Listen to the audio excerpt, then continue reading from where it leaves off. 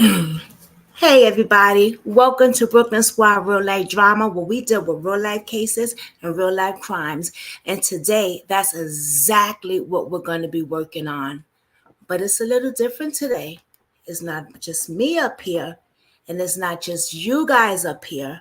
I have a whole panel of content creators and activists that's going to be join us. Hi, Marion. Hi, Boo. Hi, Artifacts. I see y'all. I'm coming. I have a whole panel of true crime content creators and activists that's going to be joining me. First off, I want to say thank you for each and every one of you that's going to be joining me on such a short notice. I truly appreciate you and I admire each and every one of you for your work that you do. That's why you guys are here, because I watch you and I admire you. And I'm just so grateful for y'all. I have Arctic Fox. I have We Are Cody's Voice. I have Voices for Vanish.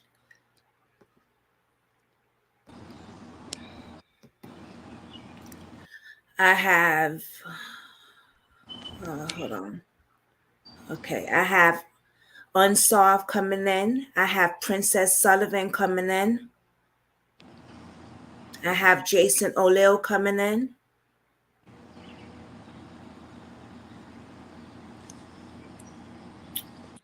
And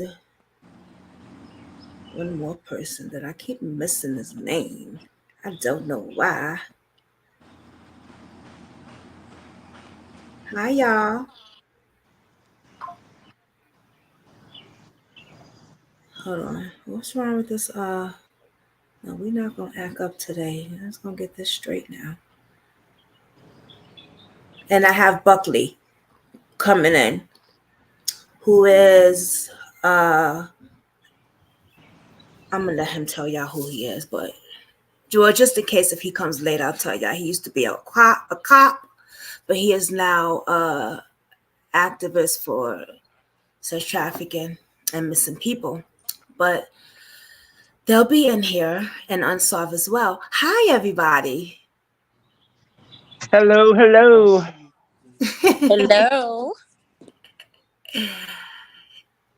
Hi, Arctic Hello. Fire.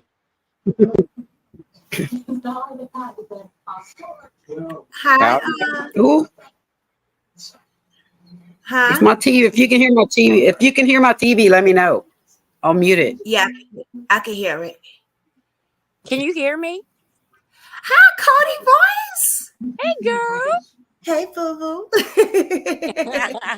You know, I had to get you up here because even though the monster is arrested, Cody is still missing. Girl, yes. Yes, he is. Poor baby. You know? Sentencing is next month on the day that he unalived Cody. Okay, hold on.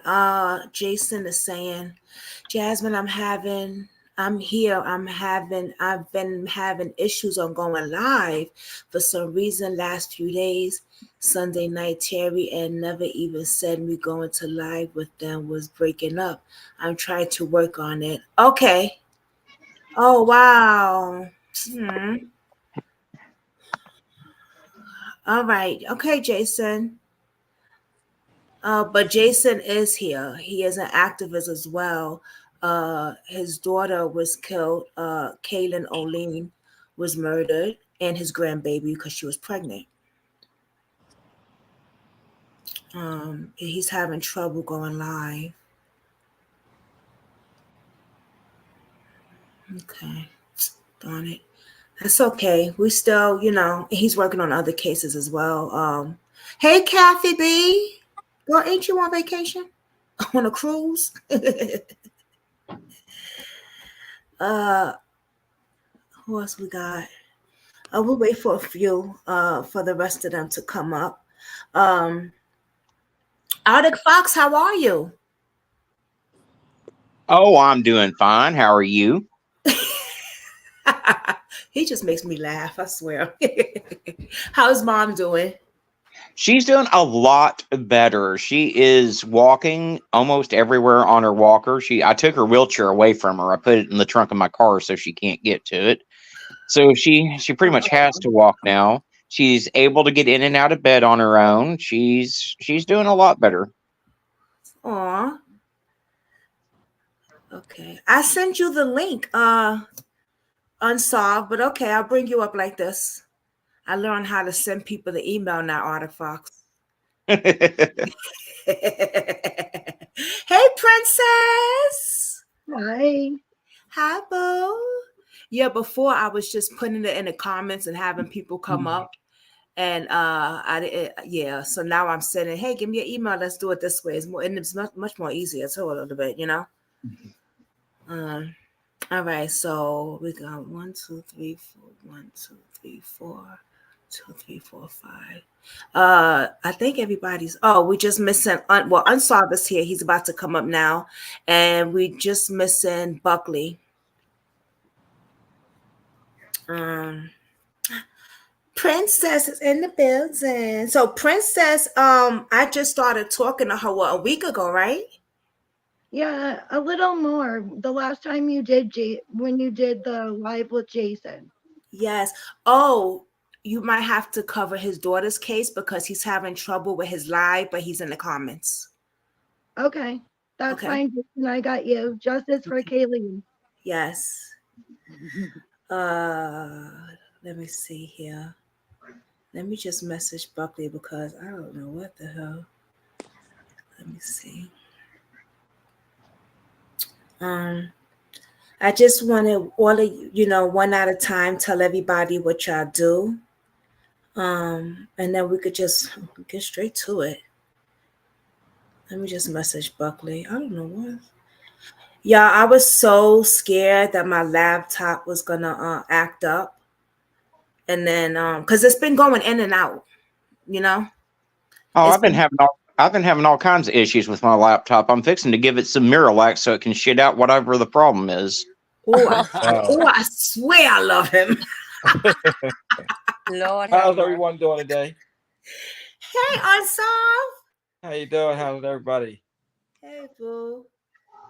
Everybody's good. I just got off work. I just got off work like 2 hours ago, so I just got home. I'm sitting back. I'm relaxing, and I feel good. All right, that's what I want to hear.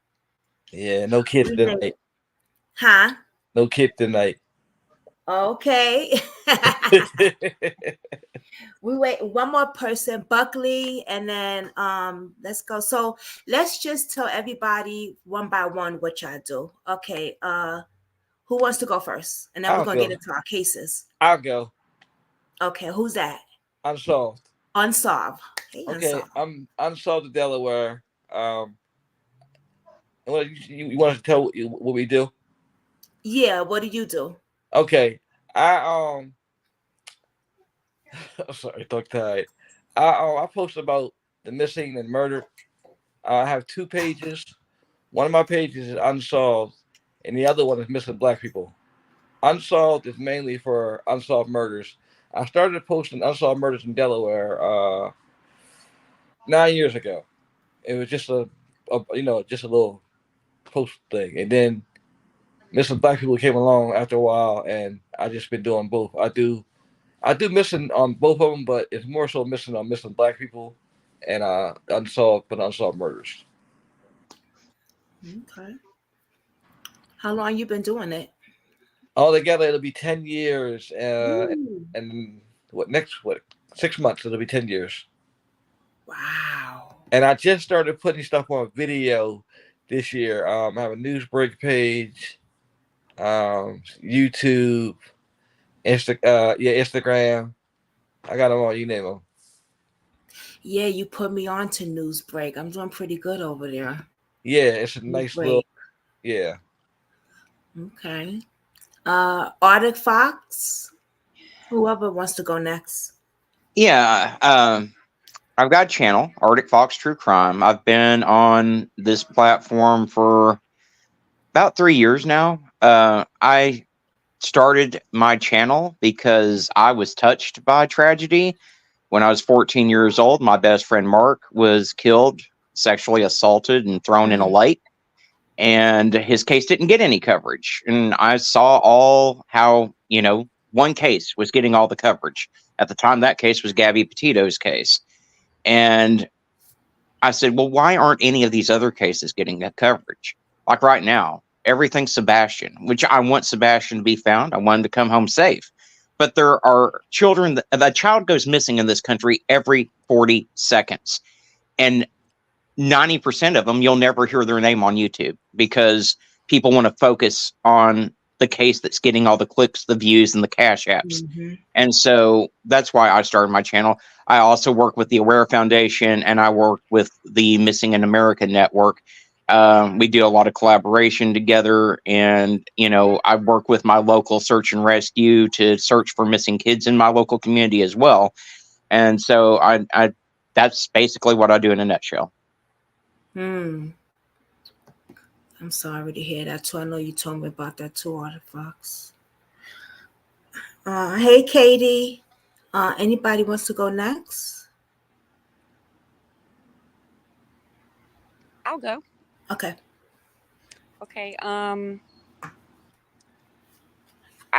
There was a boy that went missing here in the Hampton Roads area, Cody Bixby. And I started then advocating for missing children and adults. Cody has been my number one so far. He's been my very first one. He's yet to be found. Dad was convicted for his unalived and concealment. So that's what has drawn me to be an advocate for missing children and adults.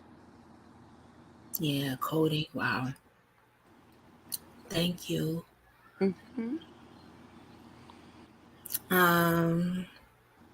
Voices for Vanish. I had to unmute myself.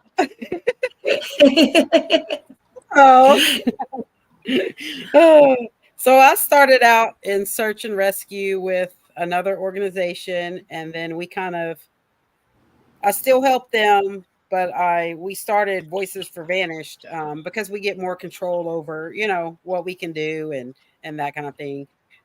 We advocate for missing people, no matter how long they've been missing.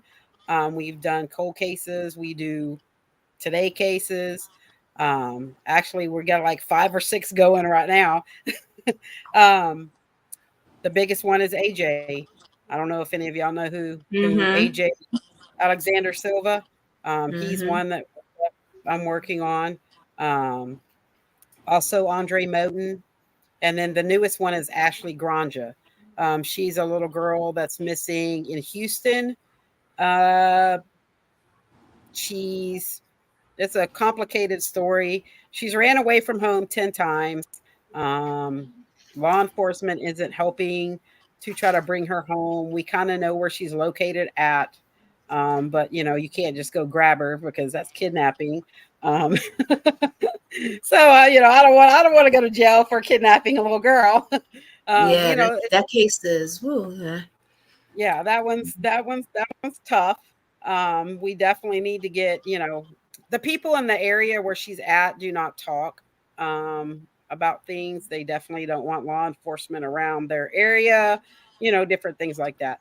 But that's in a nutshell, what we do. We try to do the whole thing, not just, find them and bring them home, like what was the reason they're gone, why are they running away, or, whatever, if they need mental health services, things like that. We're trying to help all around, not just bring them back to whatever's going on. I guess that's it. I don't know. I feel like I'm rambling. No, you good. I was just wondering where Princess went. She was just here. You know, and that concerns me when we have kids that run away that number of times, because usually there's a reason why that kid is running. I mean, that's when I Yeah. say that they really need to take a good hard look on at what's going on at home, because kids generally don't run away unless there's a reason. Well, That's very true. you know, it seems like the ones that I've worked on here lately, most of them have ran away because of boys. You know, they get their first boyfriend or whatever. Parents don't want them dating. They run off. You know, they're pretty down. I guess down here it's more of that type of situation with the younger kids, not necessarily them getting hooked. You know, I mean, granted, we do have the ones that have been trafficked and things like that. Don't get me wrong, but it seems like the ones in our area, it's things like that. You know, they're running away from boyfriends or two boyfriends, or because parents don't like them. Or we had one girl, she got busted on the bus with cocaine. They put her in like a boot camp type school detention thing. She ran away. Obviously there's probably more to that than what they told us, but law enforcement, didn't go into great detail of, her issues or whatever. But I don't know. It's across the board, I guess, because Texas, we're pretty big, so we have tons and tons and tons of cases. I think my partner made a list of just the not anonymous, what's the word I'm looking for? It's not anonymous, where they don't know, unidentified cases from 13 to 23. The last time I looked at the list, she was at like 384 or something. Like, that's a lot of missing people that are unidentified in NamUs for just Yep. Harris County. That's just Harris County. That is a lot. That's Yeah. a lot. Well, that's kind of Harris like County. okay. Go ahead. I'm sorry. No, go ahead. Kind of like how you said how they run away. That's how we kind of got like now, like in Delaware. Like, oh, I'm in Wilmington, Delaware. So right now, the missing girls that I post, they're mainly running away. Right. It's not so much of somebody's kidnapping them, like she said, with the boys, and they don't want to mind. But then like you said, you have some that keep running. Like we had Mm-hmm. one, no lie. She lived in Claymont, Delaware. That's not too far from me. It's probably 15 minutes drive. She ended up in Oregon. 15 years old, went missing, Oh, wow. ended up in Oregon, and Did and how I found out is because the person who she was staying with, they saw her flyer on our page, and they didn't know she was right. missing, and they didn't want to get in trouble. So I facilitated a call between her and the mother to get everything straightened out. Yeah, that's a crazy case. Yes, all the way in Oregon. Now, did they not charge whoever carried her across state lines? See, that's the thing. That other part of that, I don't even know. Like Oh, after they, what you call it, the mom had put that she was found safe, but then this lady reached out to me, so I'm like, what's right, going on? So, lady, whatever the lady and the mother talked about from here and what happened, I really don't know because I kind of got out of it after that. right. Because I know, like, the one I did where the girl from my area ended up first, she went to, I think, Ohio, and then ended up in South Dakota. FBI got involved in that one Wow. because of going across the lines, because that made it federal from here. Right. You're right. Correct. It sure did. Read about that. Well, Wow. I mean, and that's if law enforcement even decides to get involved at all. Like in half of these runaway cases, they stamp almost every person over the age of 10 that goes missing as a runaway automatically, and they very rarely take them with any type of seriousness, which really irks me because statistically speaking, runaways are at a higher risk of being trafficked or sold into prostitution than an abduction is because they feel that's the only way they have of supporting themselves. Correct. That's absolutely You're correct. you're correct. Mhm. Absolutely correct. You know. And he's right. Like they don't. They do label them as runaways because all these kids that I'm posting, they're making a runaway. And then I posted a case from yesterday, and Facebook marked it as spam. Like, come on now. Oh wow. Oh my Yeah, God. they marked it. They're starting to do that though in a lot of the missing cases. If you post a flyer, they're starting to like flag them. That's why that's why a lot of times I make my own flyers. I have somebody that makes my own flyers, so they never got flagged with her. But it's like if you share somebody else's flyer, like a lot of times I don't like sharing people's flyers because they'll try to flag us for it. Or I got one the other day when I posted Huh. a post. It said you're trying to get more likes. How am I trying to get more likes? I'm trying to get more people. What? Yes. How am I trying to get more likes? I'm trying to get more people Facebook, to see the post. That's Facebook, crazy. right? They're Facebook ridiculous. has been Facebook's been targeting advocates. I'm telling you, I will get maybe 5 of my videos shared out, and then my account gets, oh, you can't share anything for an hour, and it's ridiculous. I mean, but yet it's okay when I'm researching some of these cases and type a kid's name, I'll see all kinds of stuff come up on my screen. Yes, People showing their full everything they got, and that's okay. But if you're a child advocate and you're trying to raise awareness, then that's an issue for Facebook and Zuckerberg and all of them. So right. I'm gonna tell you how All I you got have around. to do is type in missing and look at the sex things that pop up. Just type in missing. That's it. That's true. All the Wait. porn, they're like, and it's actually showing them doing sexual acts. But that's allowed, but you Wow. can't share a missing flyer. Wow. And Princess, are you reporting, still there? I'm sorry. I was gonna say, Princess. and when you no, go ahead. I'm so sorry. Princess.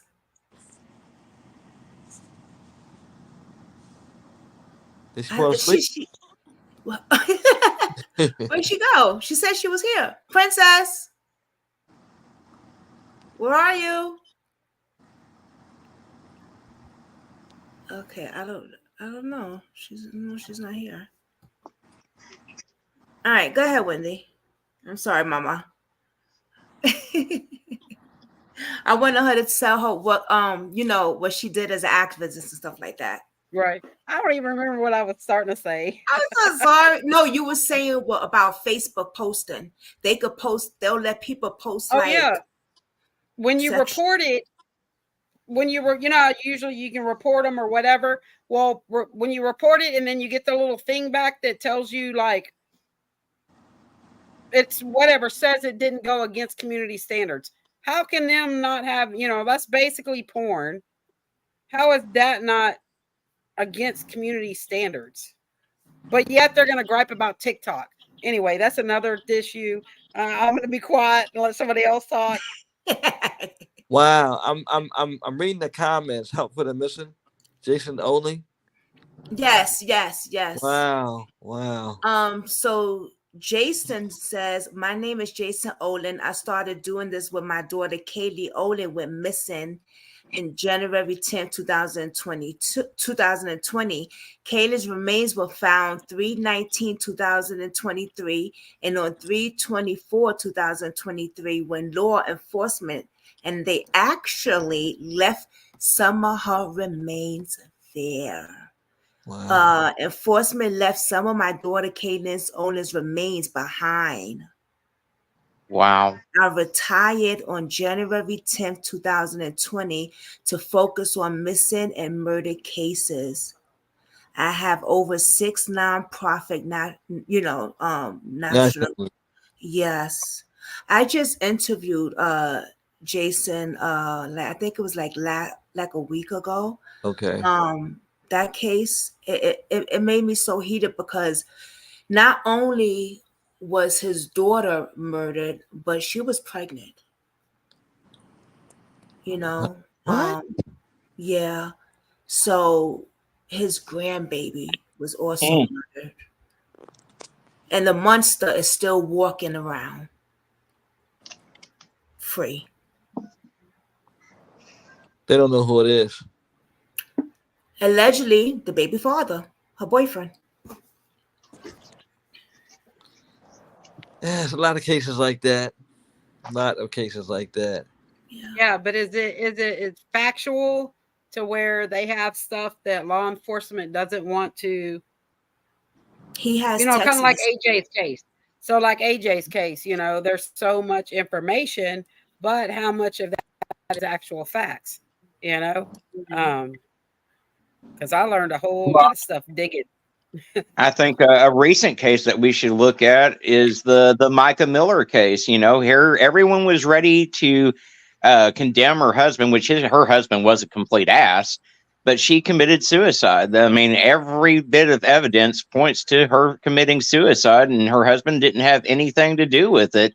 But YouTube had already tried and convicted and sent him to the electric chair before all that evidence came out.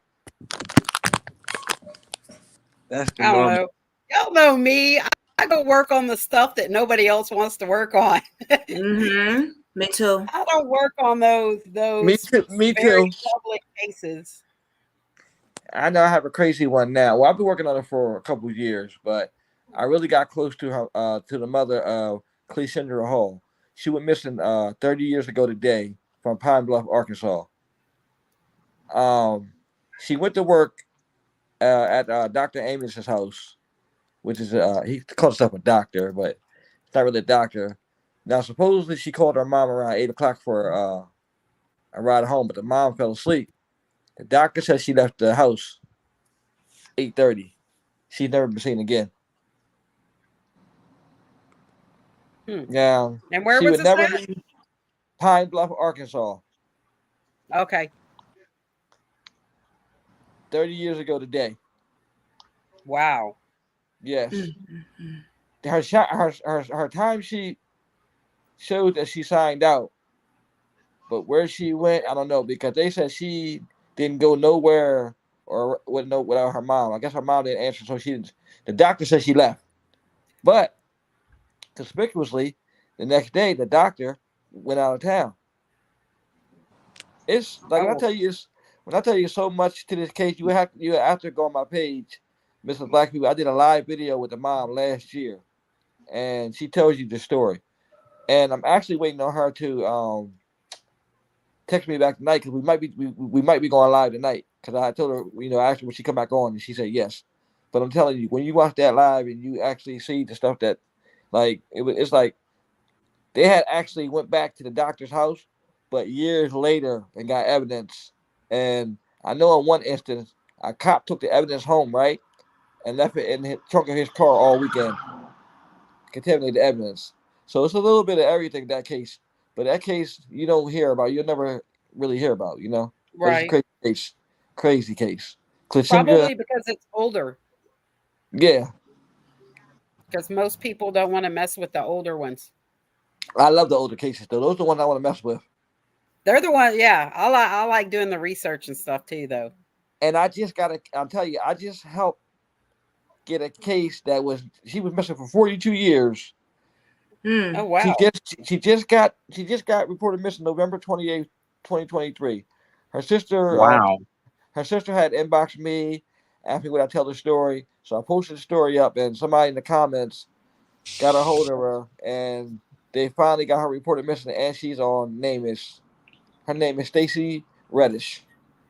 She was 16 years old when she went missing on July 12th, 1981. Man.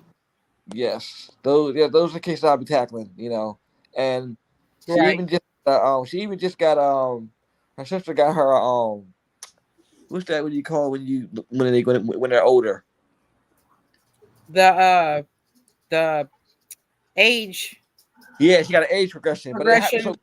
Yes, everything happened so quickly. She had an age progression and everything now. So. Oh wow. Yes. But where she went, but I know I'll tell you this: the mom did try to report her missing, but they kept telling her that she's a runaway. She's probably with her boyfriend or something like that. They were telling this lady stuff for years, and then the daughter tried to. The daughter her sister when she got older, she tried to report her missing. They gave her the runaround because I gave her some advice. I said I told her go to the police station and try to report her missing. They gave her a hard time, and then she got a hold of the guy, and then he helped her get everything possible. She has a name list. She has a missing persons report, and she has a sketch of what she look like if she's older. So yeah, I do Yeah. know that Texas Center for the Missing, if somebody has an older case on a child, they can contact the Center for the Missing, and they will do the age progression photos for them. Oh, It's okay. posted up on there. Melissa just posted it. I want to say today, I think. But people can get the the age progressed pictures. I have to check that out. Yeah. Definitely. And anybody can request it, as far as family goes. Okay. So this is we finally got her up here. You want to tell everybody what you do and who you are? Yes, my name's Princess. I'm an advocate now. I was a victim of domestic violence. I had to run and hide. I was in safe houses and all of that. So I was a victim, a survivor, and now I'm an advocate for children, adults missing, murdered, child abuse, anything of the sort.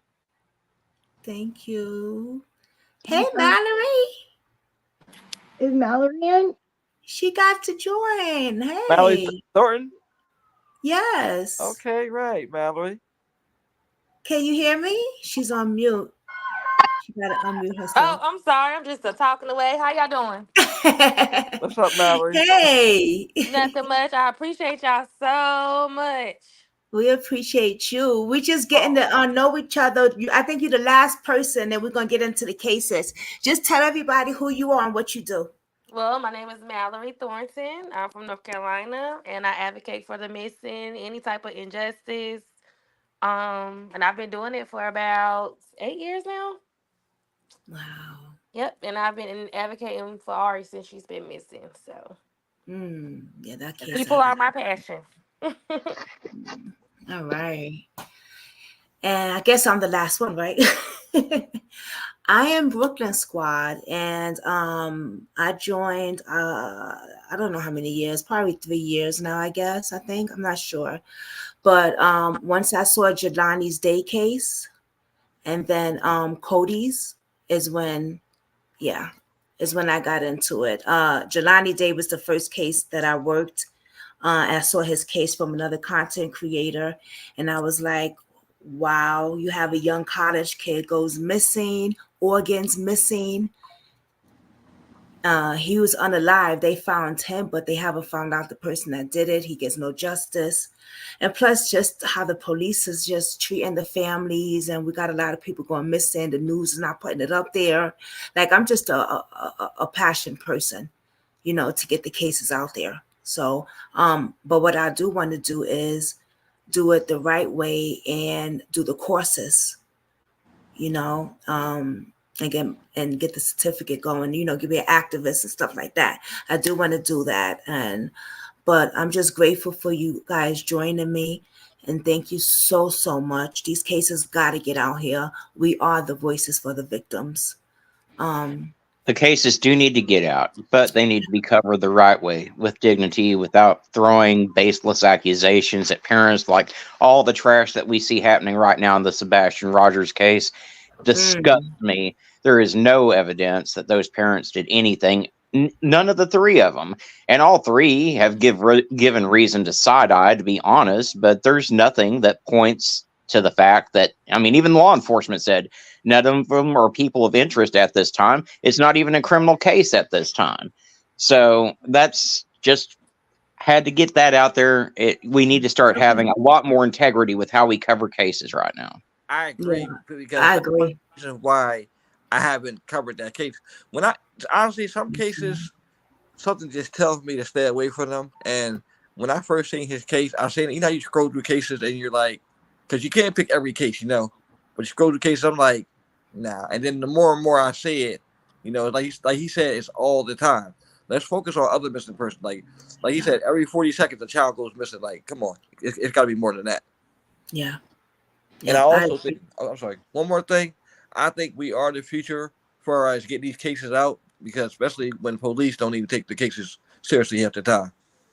Exactly. Prime example of that is the case of Johnny Gosh. A little boy went missing, and I think it was 1981. He was the original boy on the milk carton. Police told them they had to wait 72 hours to report him missing.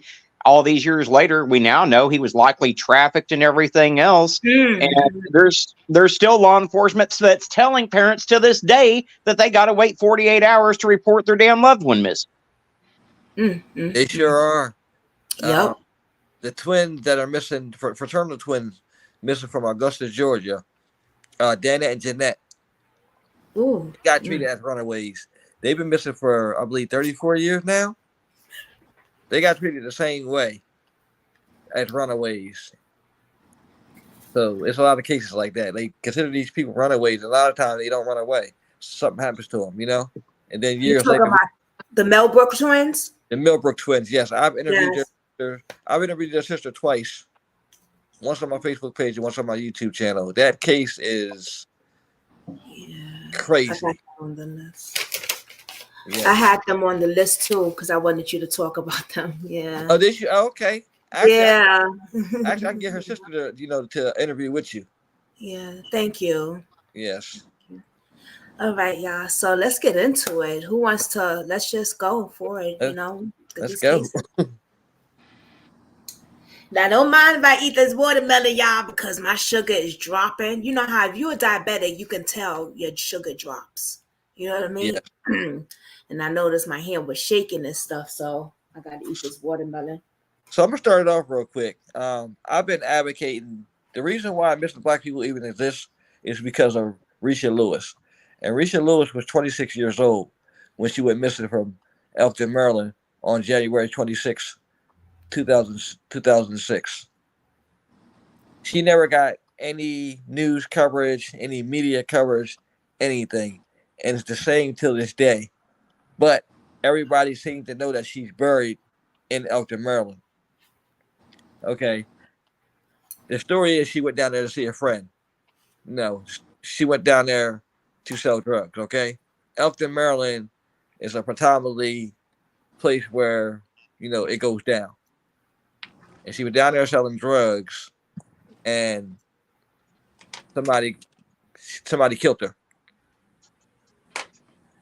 And she hasn't been seen to this day. They even had a news article that I have, and I posted it several times, where it says that they heard that they went there for a murder, but when they went there, they didn't find anybody. And here's the ticker: her cell phone stayed on for 3 months.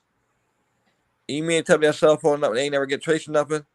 Mine is 18 years this year. This girl's been missing. She left behind a 2-year-old and 10-year-old at the time. Yes, no coverage, no nothing, and you'll probably never hear about that case. But you hear about other cases. We got other cases of missing people now that I'm looking like, darn, Risha never got any coverage. But maybe one day, we'll find out what happened to her. Wow. How old was she? 26, and she was originally from Newcastle, Delaware, and she went missing from Elkton, Maryland. She went there. She called home around like 1 o'clock and told her babysitter she was on her way, but she never made it. The car will be found 9 months later in, I believe, Newark. The car was found in Newark, but there's no trace of her. Now, what they found in that car, I'm not sure, but it's never been brought to the surface. Like, we have a cold case squad here, whatever, but I don't know if they, own the case, if they're investigating the case, or what. But I've been advocating for that case since probably she missed 18. I would say about 12 to 18 I've been advocating, because she's the reason why I started missing Black people and Unsolved. I don't know if I told anybody, but I started Unsolved because my brother was murdered. I had two brothers murdered, ages 21 and 22, 4.5 years apart. So this is why I do what I do.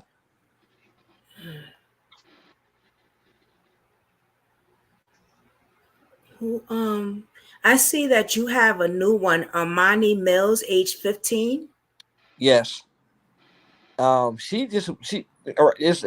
a runaway, I believe. I believe this is the one that's actually a runaway, because they said she fled her home and she just hasn't been back. Yes. Well, I could pull it up actually. Yeah, and then the one that I told you they kept flagging, I had to take down. Her name is Jamie Dusek. I gotta figure out a way to put her post back up, but they kept flagging it for spam, and I don't know why. It's a shame. And it wasn't even a flyer; it was a picture of her. So I It's a wonder if shame. somebody tried to report it. I don't know. It's just get them starting to be weird. That's why I've been trying to build this website that I have for the missing, because I don't know how much longer I can do for Facebook. I'll do YouTube, but I'm not too much longer on Facebook. And they want to ban you for every little thing. Like it's just crazy. Especially when you hear you're advocating, you're trying to get cases out there, And then how they mess with your algorithm. Come on now, these are missing persons cases. Oh yes. I hate that. Mm-hmm. Like, come on now. Well, the YouTube algorithm's really not much better. I mean, like right now, unless you hashtag Sebastian Rogers, your video has a very slim chance of getting viewed, because that's really what's sucking up the entire algorithm right now. I mean, I put out between 5 and 10 videos a day on various missing people, not counting my community posts, but you know, they might get. I mean, and keep in mind, I've got close to 13,000 subscribers, and I'm lucky for a video to get 200 views right now. Okay, Yeah. okay. You bust your behind too. Yeah, I had a little bit more luck. I think I had about between 1,500 and 2,000 views, but I get more of my views on Newsbreak. I get more on Newsbreak. Yes. Ever since you told me about that, wow. Yeah, my last video was at 42,000 on Newsbreak. My highest one is 277,000. And you know what? Newsbreak, they share your stuff too. They do. They do. They really do. He just put me on about Newsbreak, and my videos are doing amazing over there, and they share your stuff. I'm gonna tell you something else too. Every once in a while, if you catch a special, do an ad, cause that'll boost your page. If you put an ad out there, it'll bring you more followers. You can target where you can bring more followers, stuff like that too. They want you to do that. I think sometimes they purposely, mess with your algorithm because of that. But I don't see why, because these cases are important. Yeah, y'all have to show me how to do that Newsbreak thing. That's for sure. Yeah. Oh yeah. You I'm love trying that. to text somebody about it now. They just asked me. Listen, all you gotta do is sign up, right? And then after you sign up, it'll ask you what you want to do. If you want to write a story or do you want to upload a video. It's just like using like a regular channel. It's just Newsbreak.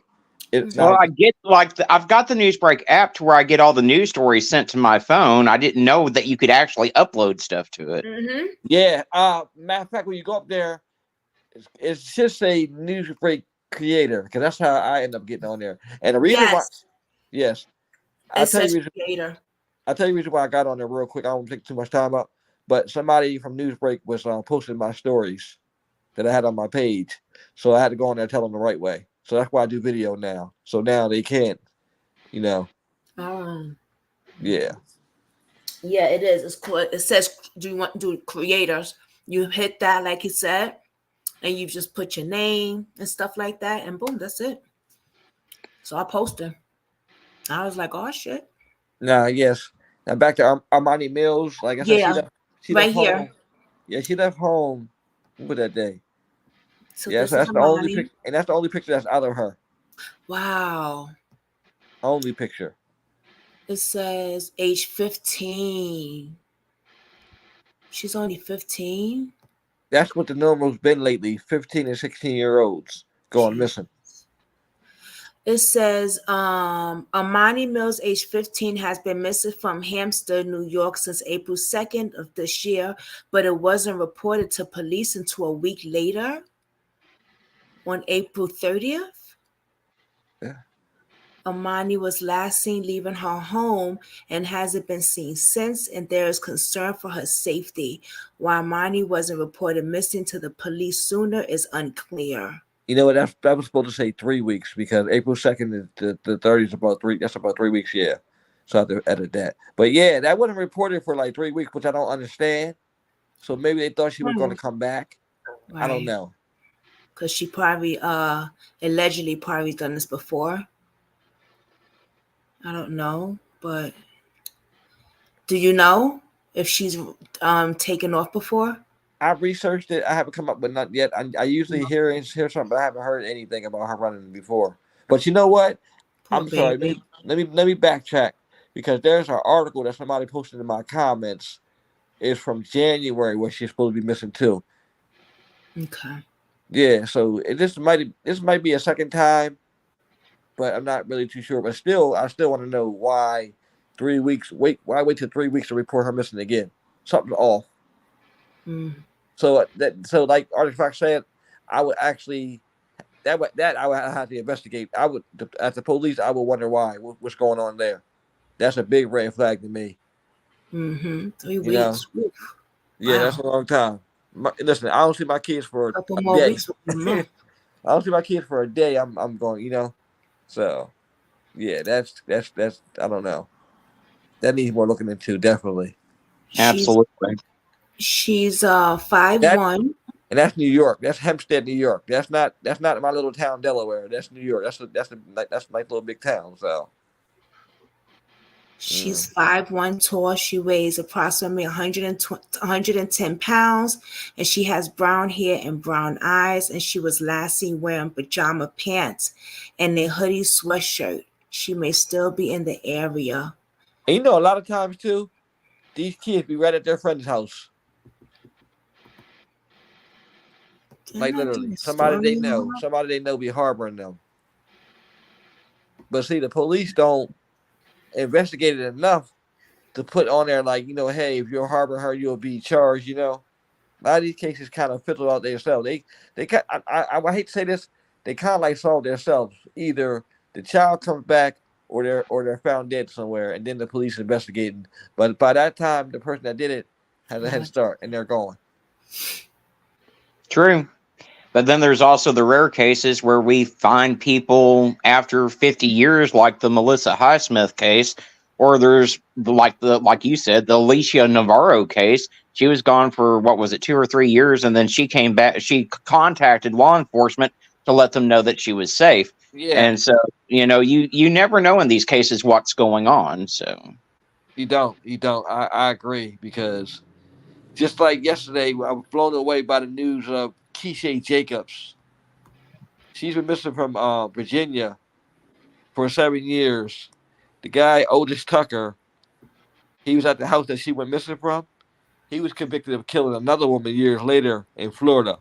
He's doing life. So, from what I'm hearing, is that he gave a confession to the police as to what happened to her, and they know her mom knows, but she's not releasing it right now. Of course, you know, with everything going on, because me and her, I inbox her every now and again. When I first heard the story, I waited a couple of days, and then I inboxed her and told her, you know, how I felt, and how, you know, just give her, just let her know that I was there for her, you know, whatever she needed. But that's a hard pill to swallow, because her son was killed, 9 months after her daughter went missing, and then they find out that your daughter is dead. You know, those are her only 2 kids too. yeah, I mean, I've been working with a mother out of Missouri that went through something similar. She lost one son just a few months before she lost her other son, and law enforcement in Fredericktown, Missouri is not doing a damn thing to help her. It's only by the grace of God and by creators on YouTube that their case ever got any coverage whatsoever. Now I've gotten some other creators to get involved, including one of my law enforcement friends that happens to have a platform, and she might finally start to get a little bit of progress. And see, that's the sad part, you know. But like I said, again, we are the future, you know. I even tell people all the time, like, if you really want a case to get out there, like I tell people, like in my state, inbox me or message me first, okay? But I mean, call the police still, but immediately inbox me, so that way I can get the story up there and the face out there. Because I know along probably last year, I'm gonna say about 5 or 6 kids that went missing.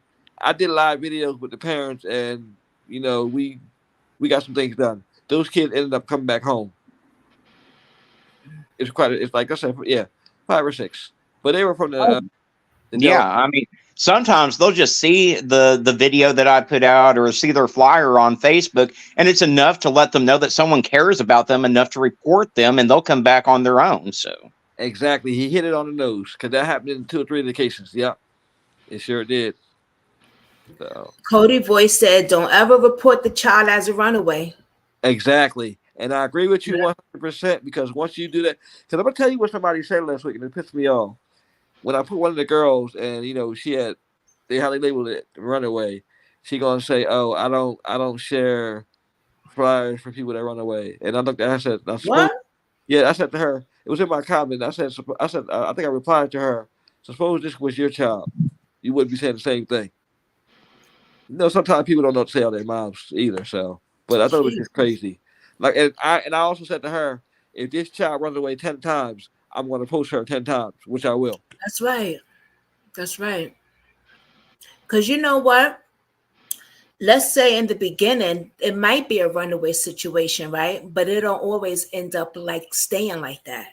Yes. You know what I mean? Like, yeah, they probably want to run away with a boyfriend or something like that, but it don't always be like it don't always stay in that situation. They might be held hostage. They might be against their will. You know what I mean? Look Mm-hmm. at that little girl who went off with that man for so many years. He manipulated her. Yeah. And then I forgot her name, but she now went home. It's crazy. So yeah, in the beginning, it might be they wanted to run away, but it might be a little bit different at Yeah. the end. The You know what I case mean? working on with Lori. She was reported a runaway a month before she disappeared. She's now 13 and has almost been disappeared a year. She'll be gone a year, June 3rd, out of Tallahassee, Florida. You said Lori? Lori Page, yes. Oh yeah. Yeah. You know what? Oh, That she's talking about another yeah. girl, No, I know the one what that's you talking missing about. now. I got her posted too. Lori Page. I know exactly what you talking about. Yeah, Yeah. I've got a video out on Lori too. That yeah, I that made a group for her since nobody was looking for her. I'm in contact with the pastor. I'm in contact with Margaret, her teacher now, and also Patty. I'm trying to work with everyone to get her flyer out there as well because she's been missing almost a year and she just turned 13 in April. And her dad apparently he worked as a correctional officer at the facility, and since her disappearance, he has quit his job in the house that she disappeared from. He's no longer living in, and the mother is the in. dad, right? Yeah, he's no longer living there, and the You know mother. why? That guy's a shady character. He is, and I posted videos about him and the mother, Miranda. Also, she's in Tennessee, not looking for her child. This is a child that not even anybody is looking for. It's up to us as a community to come together and find her. Exactly. I've always felt something was crazy, something was off about that case. I actually made a flyer for her and did a video on Newsbreak for her. Thank I you. just did a video for her too. Yeah, yeah, Lori Page. I definitely remember that name. I saw the mother's video, and I was like, "Whoa!" She just recently changed her name on Facebook. It was Maisie Brazy, then it was Miranda Page, and now it's something new, I believe. I just checked it out this morning. I've watched every single live that she's done. Not once has she ever showed any emotion for her child missing. It's way above her pay grade, according to her. And I've spent so many hours. I've held a virtual candlelight virtual thing for Lori, and I'm trying to get her face everywhere because nobody. I posted in some groups in Florida, and nobody even knew about her. Mm. That's sort of like that happens a lot where people don't know cases. Like I get so many times where people be like, "I can't believe this is not on the news." Well, actually, believe it. Yes. This is what it is, Yeah. And we know, I mean, this everybody knows this. They can agree with this. They know African American people don't really get a lot of attention, and most of the time. And I think Awareness to her. why that is, I'll never understand why that is. But long as we have groups like this, her face will get out there. Yep, and she also has a $15,000 reward for information. Okay, I So think I think I have to. I'll have to update that post. I'll do an updated post on her and get All that right. out. If you want, you can reach out to me. I can give you some information about how to update it Oh if you yes, need. if you do that, I'll do a live video. I usually get a lot of viewers on my live videos. I'll do a live video for her. I'll do that Okay, too. I appreciate it. You know, I used to think that a lot also unsolved. Like it's a lot of black people, we don't get the coverage. They don't care. You know what I'm saying? But then when I started working these cases, I see like a lot of other families, like Timmy D's mother. She's a white woman. Yeah, yeah. They treat her like trash. You should Oh, I see know. the way they talk to her. She I don't know, it's just crazy. Like I don't That's even that's think, huh? That's a Missouri thing. That's Fredericktown in general. I mean, that there are so many cases there. It's not just Timmy. I mean, there's Durante Martin. Oh There yeah. is so many, too many to list. But And none of these families are getting any justice. A lot of them are white families as well as some black families. And I that's mean, what I was trying to say. Is it, I don't know, even think it's a color thing sometimes. I think it's just like, is it? Or I don't know.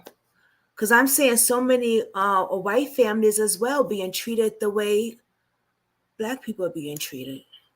well, in that particular town, the issue is that law enforcement is in the back pocket of the drug dealers, in my opinion. I mean, there's no other explanation for it. You've got Brother. James Wade, where three different people allegedly committed suicide in this man's house.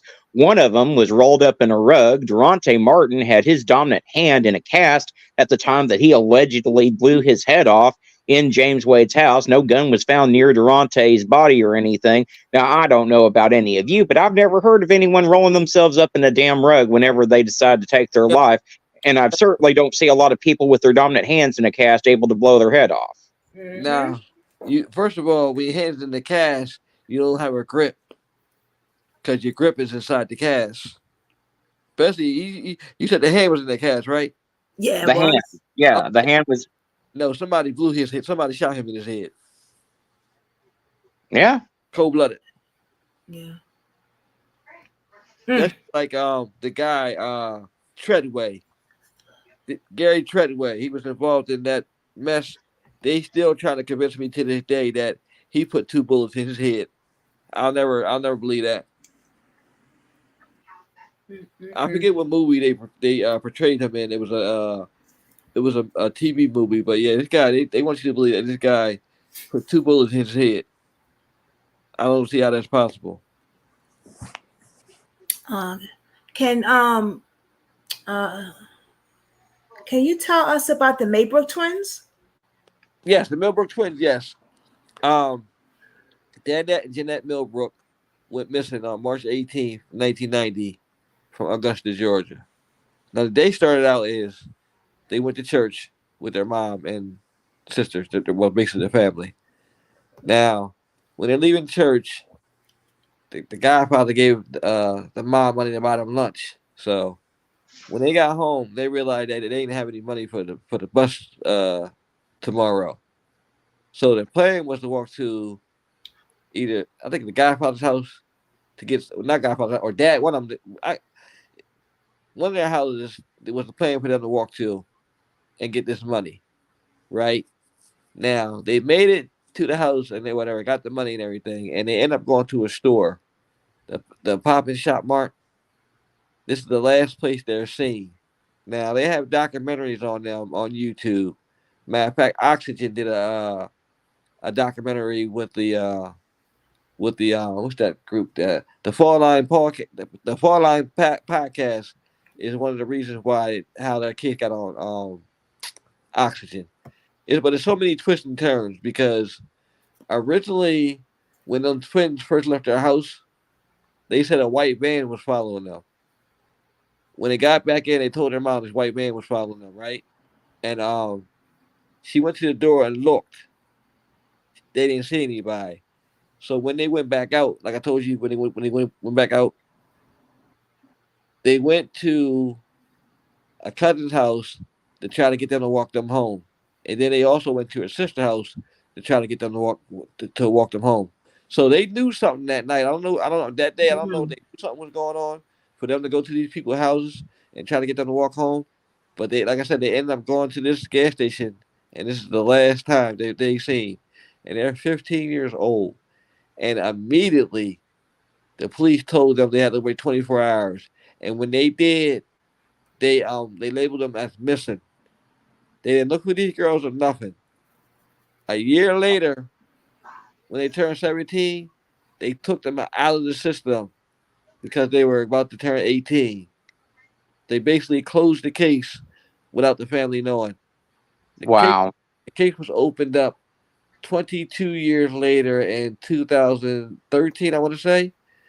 2013, and it still hasn't been properly investigated. And they on the Augusta website, they have their last name as Millbrooks, and the family has told them it's Millbrook. Do you know if you go on there now to this day, it still says Millbrooks? Wow. But That's insane. if you really want to know about a lot about the case, their sister, Shantae Sturgis, she was 12 years old at the time. She asked her mother, could she go with them that day? The mother told her, no, stay with me.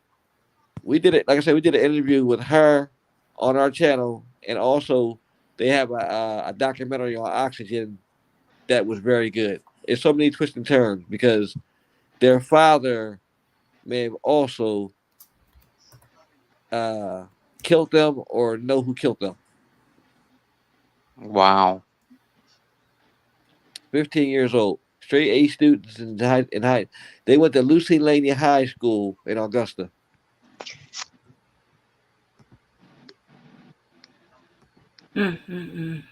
Yes, still missing to this day. No movement on their case. It's basically they just said hell with it and then didn't do anything. Yeah. And you see that reward, it says 11K. That reward was 38K, I believe, at one time, but they ended up giving the money back because I guess after so long, something happened after so long. But yeah, and their mother is still living. She is still hopeful that before she passes, that she'll find out what happened to her girls. Well, guess Georgia. Jazz, I've got to jump down. I've got to take care of a couple things. I'll come back up later if you're Okay. still live. Okay, babe. Thank you. All right. Bye. Okay. Yeah, Princess. Oh, go ahead. I'm sorry. okay, you're good. Princess or Mallory? Is Mallory still Set up a here? new device. Yes, I'm here. Alexa Yes. app. Y'all want to jump in? Sure. Go ahead, Mallory. Well, Ariana Day, she went missing 9/11/18. She was in the care of her mother, Jessica Renee Day. I really honestly don't even know where to start because there's so many twists and turns to her disappearance. Andrew, her father, confessed that Jessica, her mother, gave him the baby, hurt and bruised, and he buried her. I think Blacksburg is maybe 45 minutes away, not even that long. From Roanoke, he's from Blacksburg. So So cute. once, yes, she is. So once he gave that confession, he took the police out there to where he allegedly buried her at. I asked him why did he take him there because he recanted his statement. He said because he knew that she wasn't there. Because I believe it was two confessions, and then he recanted both of them. Then he went to court. They had a trial. He can't be retried again, thankfully. And Jessica, she just made a big mess of the whole case. Yeah, she's So a lunatic. yeah. So they ended it in mistrial, and she She's still sabotaging it to this day. So if y'all have any questions, feel free to ask because I know it's so hard to follow online because it's just so much. My question is, are they close to bringing charges against her? Because the foolery that I've seen online that she's done is despicable. It's despicable. And so, I honestly can't answer that right now. okay. But I think I'm praying, I'm hoping that there will be some sort of justice next year. Oh, this is a private group. I'm sorry. It's private? Yeah. What do you mean? No, because I was showing. Oh, you can add it and I can join. No, you're in there. Hold on, let me see if That's okay? No, you're in the group. No, I know, but if you can see, I was showing the on, on live. Oh, okay. But it says private, so I usually, if it's a private group, I don't show it. Oh, okay. I mean, it's fine. I just did okay. it just I just wanted to make sure. I did it because I wanted them to see her cute little face. Oh, that's fine. I did it because Jessica, she likes to use fake pages, and I like to go through everybody's profile to make sure it's not her. Okay. Yeah, she been doing too much. Absolutely. She need to be stopped. Seriously, y'all. If y'all seen what I seen, this lady has been doing. Yeah, she needs to be. I agree. I watched every live she's done as well. Okay, wait. Who's Jessica? Because there's two cases I have talked about before. Jessica, it was Ariana, and there's another little girl case, similar almost. So who's Jessica? The mother.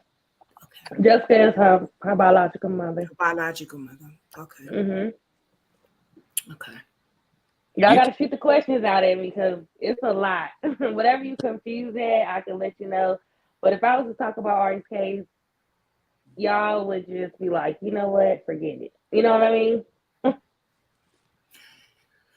Wow. And the mother and the father is still just walking free. Yes. And what I don't understand is Andrew confessed to burying her and getting her bruised and scratched, but they wouldn't believe that part. Why didn't y'all arrest Jessica, when he told y'all that he got the baby barely breathing, bruised, and hurt? Why just arrest him? Why not arrest her? Exactly. She did something to that baby. Wow. She also has written confessions stating that when she got under oath, she went on the stand, stating, I don't know, Jessica didn't get on the stand. She, I can't even remember if she did or not, but I do know for a fact that she has written statements that were presented to the judge stating that she suffocated her baby while breastfeeding her. Those are written statements. I have text messages that Andrew have given me access to years ago, and I have Jessica admitting that it was her on the text messages, but he couldn't use them in court for the simple fact they said they couldn't prove it was her. It's so much that this woman has said to where they could have arrested her, but I don't know what Roanoke is doing, and I don't know what Jessica wants everybody to think that she's some psychopath. Let me tell y'all something. Jessica is very smart at what she's doing. For one, her mother has raised her to believe that she has this mental disorder, she's crazy, and all of this just so they can get a check, okay? And so when you play that role for so long, you really start believing that you're really freaking crazy, right? So now she's putting on Illuminati has stole her baby. The adoption agency that came in and took her baby, and she's just playing that role. So when that day comes, she won't go to prison or jail. You know what I mean?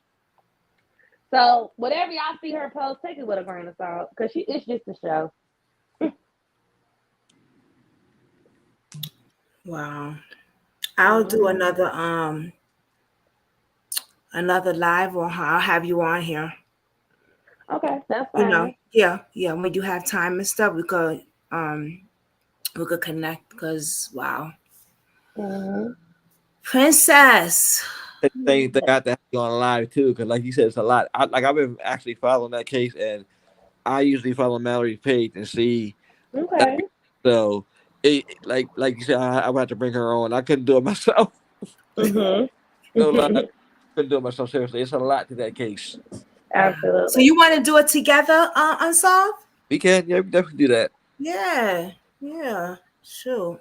How about you come to my place this time? Yes. Yes, of course. I sure would. Just tell me the time and I will be there.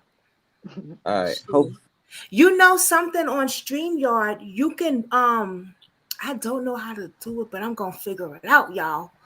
You could like say I go to his page, right? And I could still do my live and stream and have my followers still watching also. Oh, Yeah. Oh, you on what are you on? Y'all on YouTube right now? I'm on. What I'm on? I got the link to StreamYard.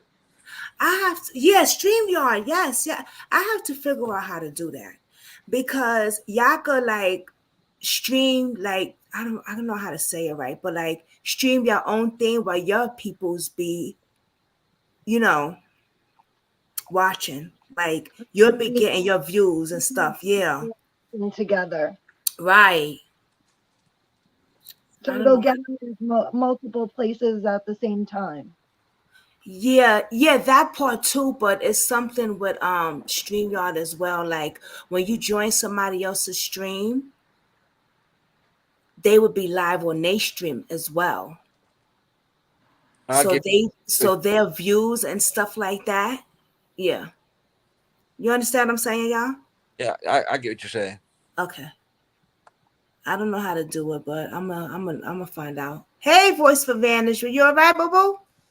Dude, I had to restart my computer because after my internet went all crazy, it froze. Like whatever. Voice for Vanish, do you know how to Yes. do the thing on StreamYard where you be live on your side too, where your viewers could see it as well, where you could get your views Well, and stuff like that?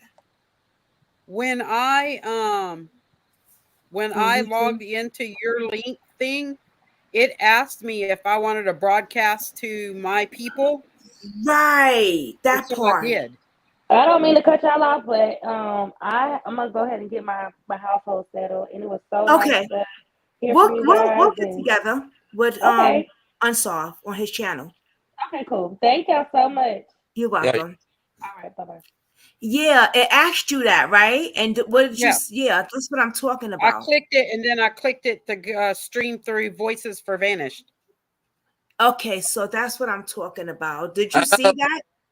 okay, so I could have streamed you missing black people, or Yes. Yes, either or. Yes, you I didn't. see it. What I gotta go out?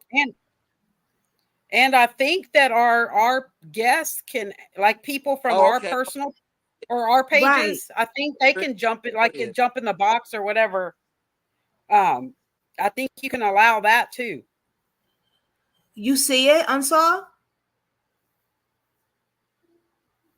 Because I just thought of that on Voice for Vanish. I was like, oh, wait a minute. They could stream through. You know what I'm saying? Yeah. But I okay. already did it. All right, awesome. And And then when I you don't get even your know how to stuff, work this stuff half the time. and Because I then don't do the big, like I don't really do videos. you don't. I know. I need to like start, because like there's things I want to put out there. Yeah. But it's so much like, I'm only one person doing, 95% of the work or whatever. So I it's hard know. on me. That's why I do ask, you or somebody that does the videos to Yeah, yeah. You know, I'm really help always me out I'm that always way. available. Because I'm doing. You're Oh doing yeah, a so lot. you my go-to. You my go-to. You too, boo. Yeah. Yes, ma'am. Like, um, we didn't even talk about this. We didn't talk about Jalon White or Jonelle White. I'm so I sorry. I got just him on the murdered her name. list. I got him on the list. Okay. Oh, we barely Because started. I don't know. Everybody left, but they don't know. We barely started. Let's go. But yeah, something's not right with that. I've reached out to family. Nobody, they don't even respond. I just find that very odd. Okay. So Janelle White went missing from a bus stop, Well, right? allegedly. Go ahead. Allegedly from the bus Allegedly, stop. right. Because we don't I even did know if he made it to the bus stop. if he made it. Right. Right. We don't even And know I if he made it didn't. to Texas. That's the thing right there. Right. And I was going And to I ask you too on that one. And I'm sorry for cutting you off. But while I'm no, thinking no. about it, I do want to ask. The aunt said something about the mom canceling the missing persons report in Houston. Right. Right. And so I was confused on that part. Like, why would she cancel that if she saw him get on the bus and It was something about because I think where he was living at, so that's where they're going from where he was missing at. So the police over there was going to handle it, that don't make sense. allegedly. You reached out to the family though? Mm-hmm. I still got a couple more people I want to try, but yeah. You did reach out to the family? I did not Did you? reach back out to the aunt. What I did about the not do mother? that. Yes. No response. She was on 45 minutes before I messaged her. And it's been how many days? I messaged two of his friends and zero response. And Yep. I thought that was kind of weird because one of the friends that I did message, he had liked one of the videos that I posted with the aunt interview. So I said, "Oh, okay. I noticed that he knows him because he was on his friends list." So I said, Right. "Let me reach out to him." You know what I mean? He might be able to give us, but no response. Do you know if there's dad in the picture or stepdad or anything like that? No, Okay. no. I have some Princess, theories, but you Yeah. do, yeah. you do, I always you do, I you may do, change them. I may you do, change them, you do. but I have theories. We're gonna talk about that. I don't know. Princess, can you tell us about Aaliyah? That Um, kid. You know what's crazy right now? All three of us on here, except Unsolved, has worked that case. well, then we all know it. Yeah, right. I'm so sorry. Aaliyah was found unalive in Houston, Texas, What and is going on? it is Oh, very let me see. controversial what's going on. I honestly, from listening to the 911 call, it was called in as, you know, I don't know if I can say that word here or not, but Yeah, go ahead. it was called in as a suicide, so it was never even investigated any way. It was called in that way. No one even came to investigate it properly from the beginning. So I'm I there's a have all lot the going notes on on that. with Aaliyah's case and Mhm. Denise and Courtney online. Mhm. I don't know if you've seen her recent lives, but I've talked to Courtney before, briefly messaging, but What is going on? she just I barely got nothing out of her really. She just said that crazy lady this and that, but she nothing on Aaliyah. she just did a 3 hour live. I'll have to see if I can find it to send it over to you. But she did a 3 hour live. I'm not sure with who, and I've only seen portions of that so far. Send it to me also. Yeah, what you found on that case, Voices for Vanish, because she was working that too. Do I have to say that out here? You don't have to. If you don't have to say anything you don't want to say, boo boo. Well, there's just I don't agree with some things that are on that case. Right. And I know how some person gets when you don't go with what they want you to go with. So Yeah. I choose not to publicly announce my Okay. thoughts on that. Okay. Or, And that's you know, fair. and like I said, I have all the note. Like I got everything that Denise had given Connie. So I have pretty much up until that point notes and everything, Yeah. reports, all that. And I've went over that, but you know, I choose not to Katie. be in that drama. Yeah. Katie said, I hope you ladies weren't treating bad. We're trying to help on that case. I wasn't treated anyway because I don't go there with her. Yeah. Um, Aaliyah's case, me seeing the body. Um, wow. Allegedly, my thoughts on that case, I think that case does need to be brought out a lot more. Um, I don't think Aaliyah took her life. Can I also bring up that I don't that there's no medical evidence that supports that. There's not a significant amount of damage to her neck to cause that. I do believe that someone took Aaliyah's life.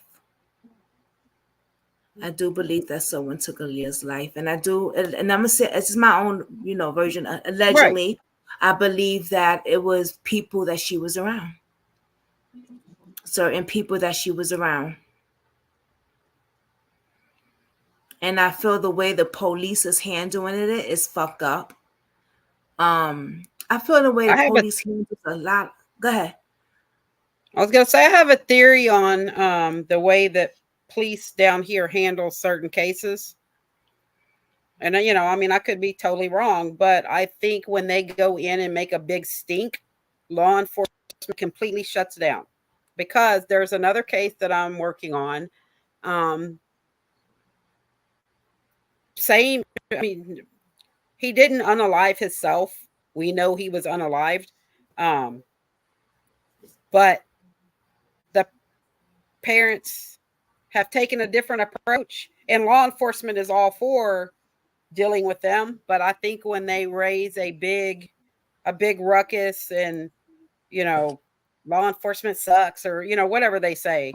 I Yeah. think when they do that. But two, another thing that may have pushed them to help this mom versus the other moms is our police chief in Houston has retired from his job. And now we have a new one. I guess So he with said, the new "Y'all, mayor y'all." coming in, with the new mayor coming in and all those sex cases that were just kind of pushed aside, overlooked, whatever, not investigated, they've went Mhm. back and started investigating them. So I think they found things that, he was not doing or did or whatever and forced him to retire really quick. So I think that, and that may be part of what helped her case move along to where the other ones are stagnant. But I don't know. That's just my thought on that. Hmm. I feel what you're saying. But Aaliyah's case could potentially be reopened, You think so? potentially, but mom cannot go in there acting the way that she acts. And I'm sorry, Oh but we yeah. all know that Denise acts horrible. I can't say I Yeah. blame her to an extent, but some of it, the way she treated you, Jasmine, was total crap. Yeah. Yeah. Um. And when parents act out like that, um, on my part, I have to just think like, listen, I still have to do what I do and put cases out there. I'm still going to Oh, talk about absolutely. water. I'm still going to I'm not going to do the internet drama with them or anything like that. Right. And I just have to say, you know what? They're grieving. They're going through it. Well, that's But why I it chose is. not to mess with her. I'll look in the case and I'll do all that, but I will not There's have a a conversation point with her. where you don't have to do me like that. You know what I'm saying? Exactly. but You, of all people, you did not deserve any of that you've gotten from her that I know about. yeah, And, I choose yeah. to stay out of that mess. I'll do what I need to do on my end, but I don't have to speak to her. Let's just put the cases out there and continue to pray that she gets justice. You know what I Absolutely. mean? You know, AJ.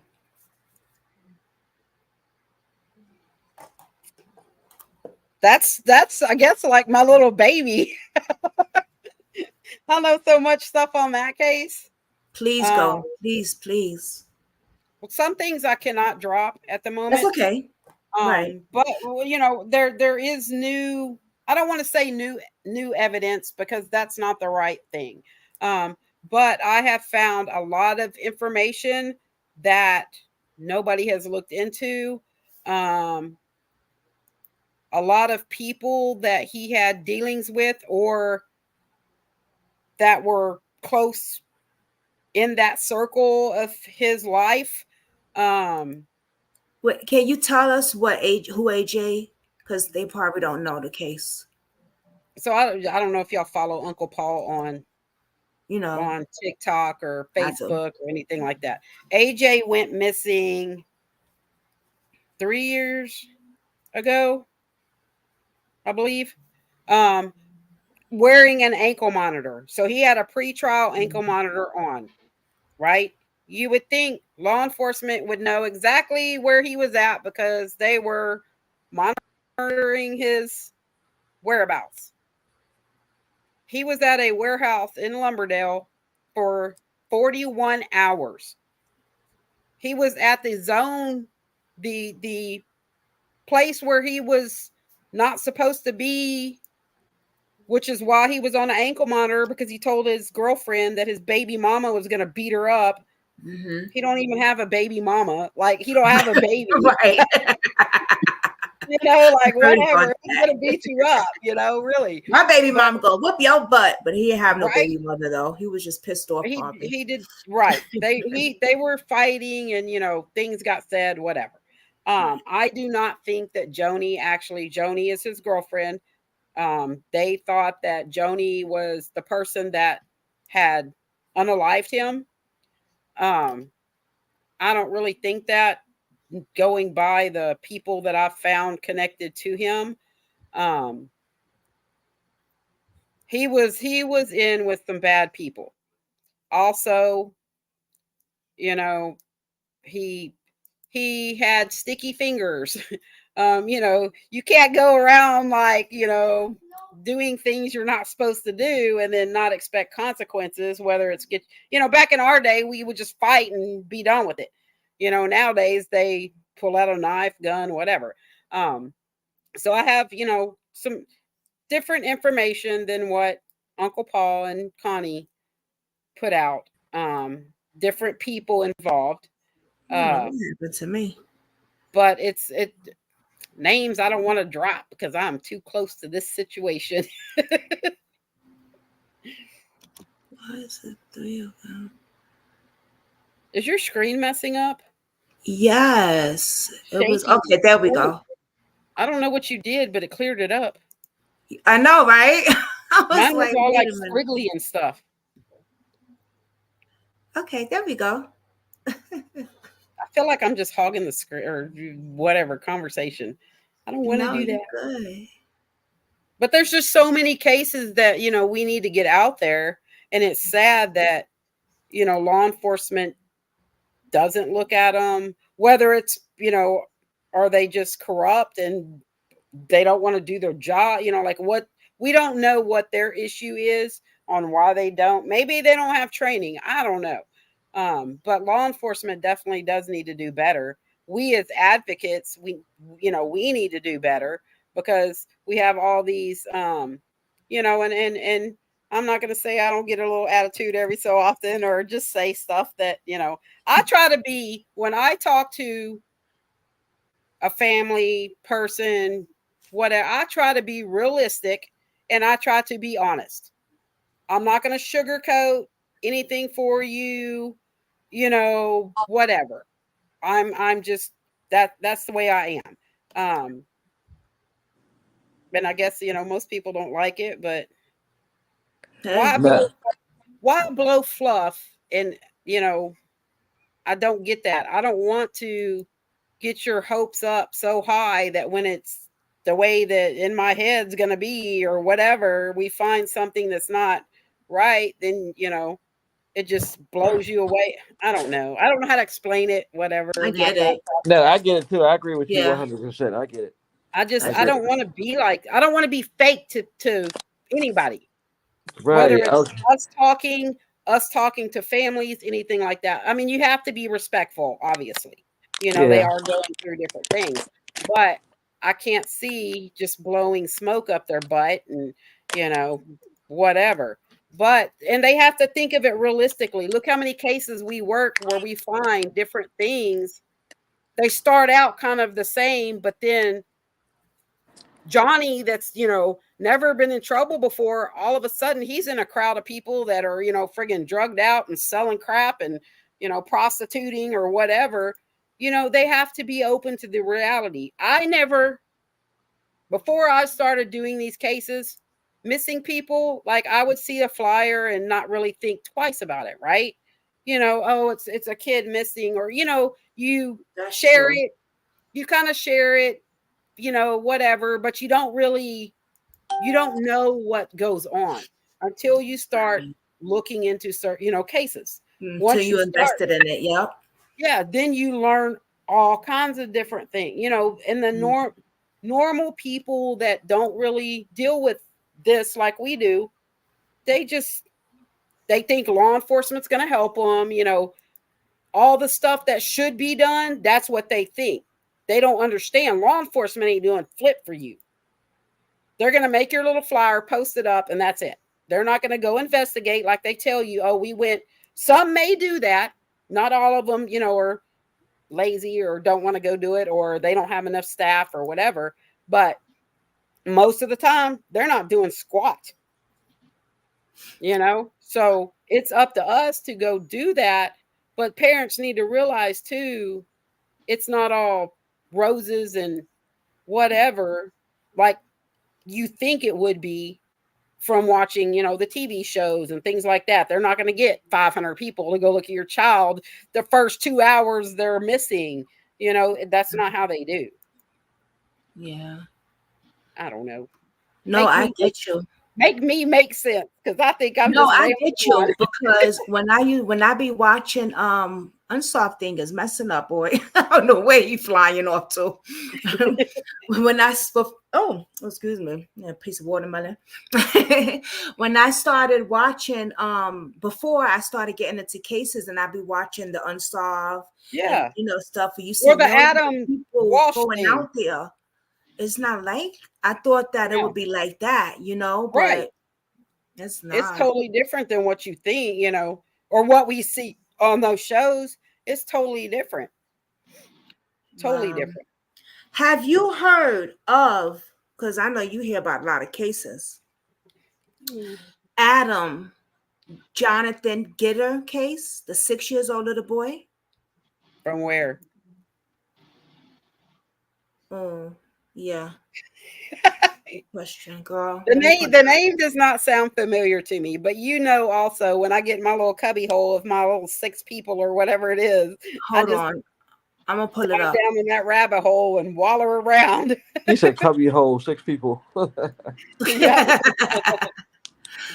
Uh, because I focus on, like I try to focus on I don't want to go do tons of cases at one time. I want to kind of focus, on certain, because I mean, our goal is to find them some kind of justice, something, not just us. I see a lot of creators where they'll go put out a story and, do with that a couple days or, whatever. And then they go switch to somebody else and switch to somebody else. But it's not it's getting the word out. Don't get me wrong.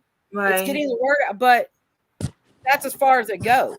I agree. That's why You have to dig. Like I dig, that's true. I agree because So before I was posting a lot, and I'm like, the more and more you post, the more and more it's going down the timeline. right. So Exactly. so there are some that I'll post and they'll get a good amount of attention, and I'll have to really. And like I said, sometimes I might put an ad to it. If I get published, Right. I'll put an ad to it. But I know exactly what you're saying. But yeah, I mean, as advocates, I think we need to not just there. There's people that get the word out. Like we have tons of those people. There's people that do that. We have people that do the research and the legwork and looking, and then you have the SAR team. I kind of do the SAR stuff plus the you can't say investigative, but the research. Like I do that. Like I'm big into researching. Before I go do anything else, I want to research. Now, if it's something that you have to go look for the person right then, that's a little different. But for the older cases, you're not necessarily having to do that. I've been on searches, been snake bit while I was on the search, had to go to the hospital, like all kinds of stuff. So, I've done it. I've done it all. I'm not like completely experienced like some of these people.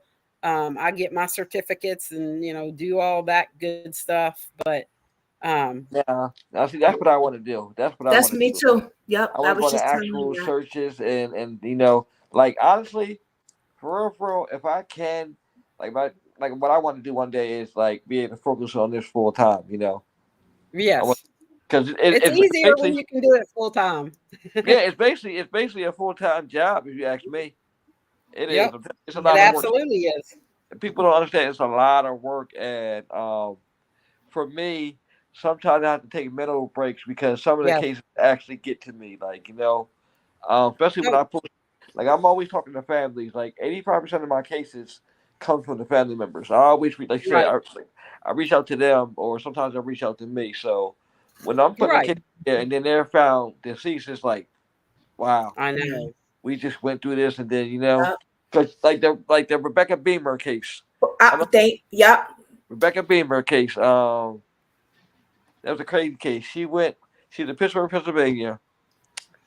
Her boyfriend said that she went in the river. Mind you, it's like what it had to be 30, 40 degrees. He said she went in the water, right? Let me pull her And up real quick. nobody Then knew I'll what pull happened him until this up. video came out. There's a video that came out of him yelling and crying and screaming, talking about she knew what she was doing, she was dead before she hit the water. They Oh find her wow. body. They find her body 3 weeks later in Maryland, in the river. Wow. Yes, and I also too, I have some stuff about that too. I can't drop whatever, but yeah, Right. I would send some stuff too. Yeah, it's Yeah, there's certain things you can't really drop, when you're researching because then that get, you have to play all your cards. What the heck is going on? What is going on with I'm y'all? sorry, y'all. I live in the city. Oh, I'm in Wilmington. I'm in Wilmington, Delaware. Okay, this is all the time. wow. This is all the time. This our city, our little city does not sleep. This is actually the first state. I'm right next to Philly. Oh, wow. Yeah, we have our total is 700,000 here. Yeah, seven hundred That's thousand. it. But I'm in Wilmington. That's it. I'm in Wilmington with I'm gonna say Oh, you did do the live. You did do it. Cool. I need to go like his page. yeah, I have two pages. One is unsolved and one is missing black people. I'm trying to look for Rebecca. Go to if she's in the reels. Matter of fact, go to the reels and show them the Okay. video.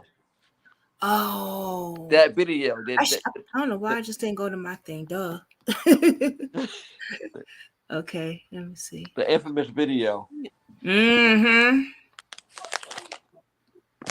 He's still missing too. Who? Which one is that?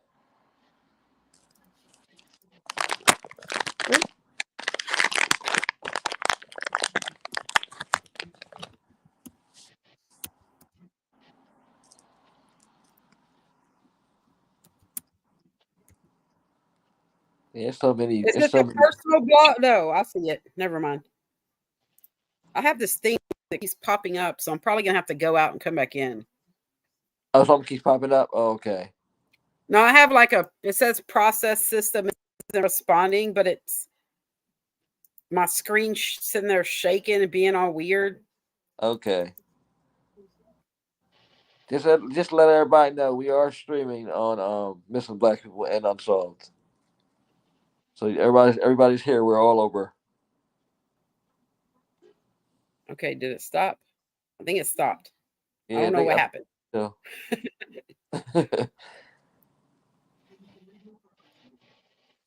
Okay, I just followed your page. Okay. And I don't mind too. Jasmine knows this. Like if you have a case or whatever, and you need how sometimes when you're working on a case and then you kind of get like tunnel vision. I always like to have like a person to bounce things off with, because then you like come up with ideas or thoughts, or you may even find some new evidence or whatever that you didn't think about because you're so focused. It kind of helps. That's kind of why I go do a couple cases at a time too, because if you get like stuck on one, you can go to a different one. But there's bad things with that also, because then you mess up. That is true, because I know Get information all stuck together. I was in 2 groups at one time. It was 10 of us, right? We were all doing cases, but of course, in the missing community, you think everything's peachy, but it's not behind the scenes. Right. So now our group is down to 4. But I'll tell you guys about something real quick. There's a guy that has been online, caused a lot of trouble. Oh no. Just to let y'all know, the crime blogger. Just be very careful with this guy. This guy has been openly stalking me online or whatever. Oh wow. I ain't gonna talk too much about it. Right. It's stupid because I don't want to take away from the cases, but yeah, I had to do a lot of rearranging and stuff like that. Yeah, Right. Yeah, but Yeah, I mean, you do. If you think about it, you have to watch, because if you're being out there, your face is out there and all that. People the thing with this, nowadays, it's just, I don't know what they're thinking. Like, and this guy, and the crazy thing about it is, the whole thing about it is This is crazy, y'all. I'm sorry. I had to turn my whole laptop off and turn it back on. Oh wow! And we stayed on. Oh wow! Like it never ended us. We're superhuman, right? This is crazy. And the laptop is not hot. Because this is a new laptop. Jay just got this for me last year, and like a few days now, it's been acting up. It's been making noises. You know what you might need to do? You might need to spend some money on a good one. He spent money on a good. Yeah. Oh, okay. I got you. This was kind of expensive. I actually was telling him not to get it. Okay. I got you. Yeah, I was telling him that's too much money. You ain't got one for like 300 or something like that. No, us men gonna get. We gonna get the best for our woman. Yeah. So it was making noise, but Princess said that's the heater, like it's overheating, because I have it on my mattress. But now I have it on a box. But it's something else wrong with this because it keeps cutting off on me. Yeah, that shouldn't do that. So that's a manufacturer. So if he has a warranty, I would send that back and get another one. Because that's probably, it might be something with the manufacturer. I just have a little Google Chromebook, and this little thing I usually have like 50 tabs open at one time, and it just keeps ticking for the most part. Well, I use my phone for everything. I use my phone for my videos. I use my phone for my live. Everything that you name, I've done Really? is my phone. Yes, Wow. yes, my videos and all that. My phone. I record I everything on my tried phone. from the phone, and it was not good. I can do TikTok videos. That's about it. My news break videos and my YouTube videos actually come out good over the phone. Oh wow. And what I did do is I had somebody make. Let me see if I I had my friend construct my own music. So the music that you hear playing in the background of my music is mine. Oh Cause I nice. dealing with the copyrights and all that. So Right. I have two different. I have one for the missing, and one for the unsolved. And the missing is actually me saying missing in the background. Huh. So, but yeah, I've been doing it for like I said, I've been doing it, for a while. I like doing it. Sometimes it does get overwhelming to do, but Right. and it's crazy because I've tried to run from this so many times, but something just keeps pulling me back. I, I You can't leave it can't get alone. out of this. You're No, stuck now. and listen, exactly, and that is so true. That's so true. That is true. Uh-huh. It's addicting. You It might is. get away for a little bit because I left the first organization that I was in. I stopped just because there was too many politics and just it was just crazy. And so I backed away. Well, then they contacted me not long ago, probably what 2 years ago, something like that. Uh huh. When I come back, and that's when I met Jasmine. I think it was Okay. 2 years Okay. ago, and drug me back in, and I've been. It's Well, not a bad thing though. it's I good to like meet new it. people. It's good to meet new people, and Oh, absolutely. Because that thing. before I didn't do all this, like all this social media. Well, I just posted the flyers and did what I needed to do. That's the I same didn't. thing I did. Me too. Then I got to where I wanted to get videos out there because the people that, like I said, I go for the people that there's nobody. You like when Jasmine reached out to me about Janelle, I was Right. like, there is nothing on this, nothing. Mm-hmm. And And then all of a sudden, there was one flyer shared post from the mom, and basically 3 people shared that, and that was it. Like nothing. I made a flyer, and I was like, no, that we're gonna get at least try to get something going. And we're getting a little bit of information.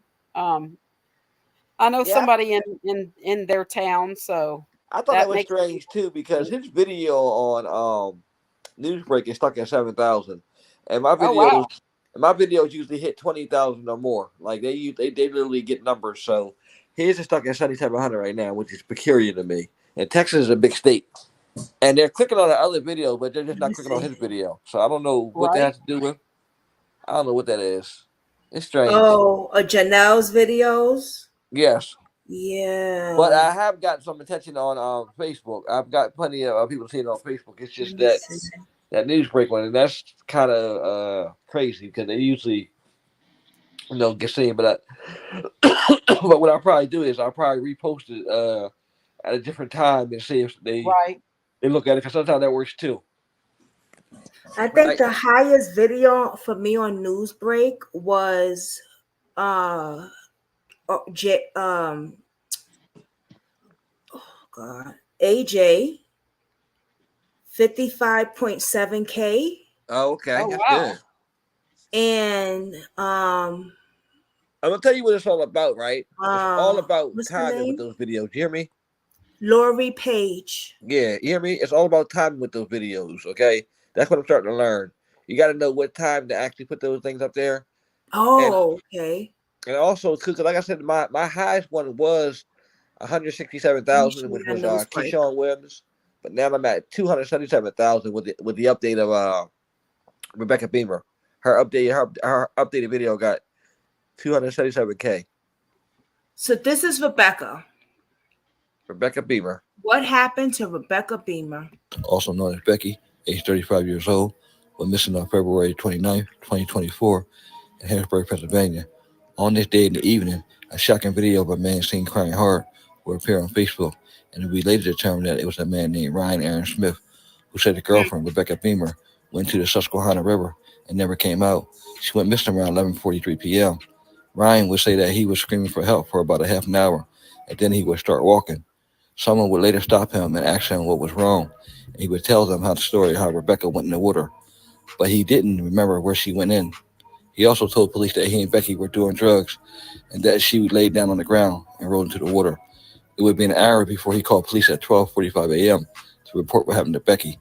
He also told police that they were going to rehab the next day to kick their drug habit. But Rebecca's family said they were not aware of her having a drug problem, and they did not know her new boyfriend, Ryan.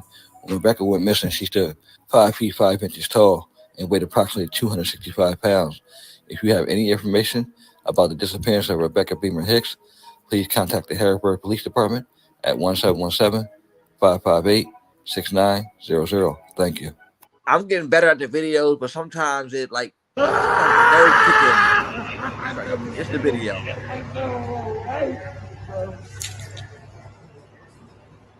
He's really not saying anything. He just said she jumped in right here. And the girls over there said that he said that Becky jumped in. He's not giving us a time frame. Nope. Hey. You know, Graham, we confirm that it's the male from the DUI report.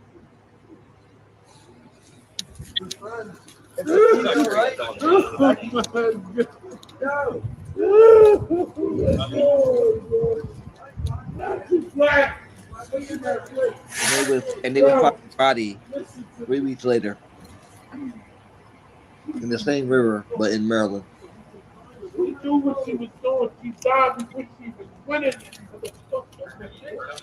There's nobody up there. I think they're in their car. What a horrible actor. No, that's all he said. Well, I was sitting right here. Please give me my mom. Please. He calling for mama. Lord. You know, usually when they call for their mama, there's something wrong, okay? And you can see where he hid her, what was it, her sweater?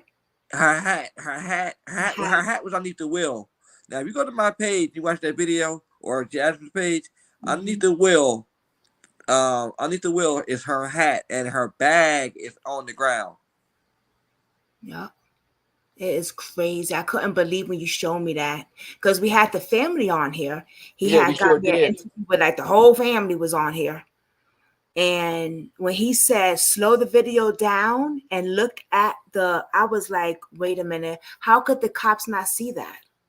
How did they miss that? Evidence right there. I mean, and I'd like to know what's going on with that, because it's, I guess only time will tell, you know, if we'll actually know what's going on, you know, because like they said, it's still not a criminal case, you feel me? Because they just reported her as missing and as found. So I really don't know. I haven't reached out to the family. I actually was giving them time to grieve and, you know, and everything. Yeah. So plus I didn't want to, you know, I'm pretty sure they got other people bombarding them with everything. So I tend to wait. I tend to wait till they contact me again, which they usually do. Yeah, I just sent prayers and stuff to the it was her cousin, right? Mm-hmm. Yeah. And yeah, they're waiting for the autopsy. Mm-hmm. Yeah, because the autopsy usually takes 6 to 8 weeks, depending on the condition of the body. In her case, she was found. Her body was badly decomposed because of the water, you know. So that's why it'll take 6 to 8 weeks and toxicology reports to actually find out what happened to her. So hopefully this autopsy sheds light, you know, on everything. Because if it doesn't, then we're stuck at you know, square one. And honestly, this guy could have walked, you know, if he did something. You know, we don't know yet. I ain't gonna say he's guilty. You know, it looks suspect. You feel me?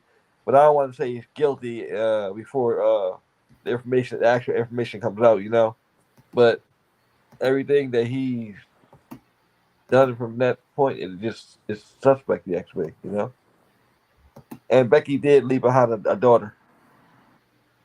It's her only child. Mm-hmm. Yep. I wanted to put up this one, and then y'all could go ahead and keep doing the other cases. Okay. This little boy, Adam, I'm not familiar that much. I just learned about his case today. But what I do know is we really got to push his story out there. I couldn't find out one thing on YouTube, period, at all. And where's Nothing. he missing from? Um, Hold on. Let me go. It looked like I could go better on my phone and see than I could do it on the laptop. I don't know for some reason. His father is a doctor, right? They took. It was a custody thing. Okay. So they took him away from his mother. I don't know where is he from? I was told. Let me see. Oh, police detective, Princeton case number, Lakeland, Florida hospital is where he was. So am I looking at Florida? Yeah, Florida. Yeah, Lakeland, Florida. Yeah, that's in Yeah, Florida. yeah. I'm familiar with Lake. I've done So a couple. I've done a couple cases from Lakeland, Florida. this little boy was in good health. Okay. Okay, very good health. Actually, let me just show y'all something. I'll just go to, hold on. Because his mother did accept my friend request. So I'm going to go to, you know what? I don't have to do that. It should be on here. All right. So the courts took away a healthy little boy and send them to the father, who was a doctor. Remind you, the father's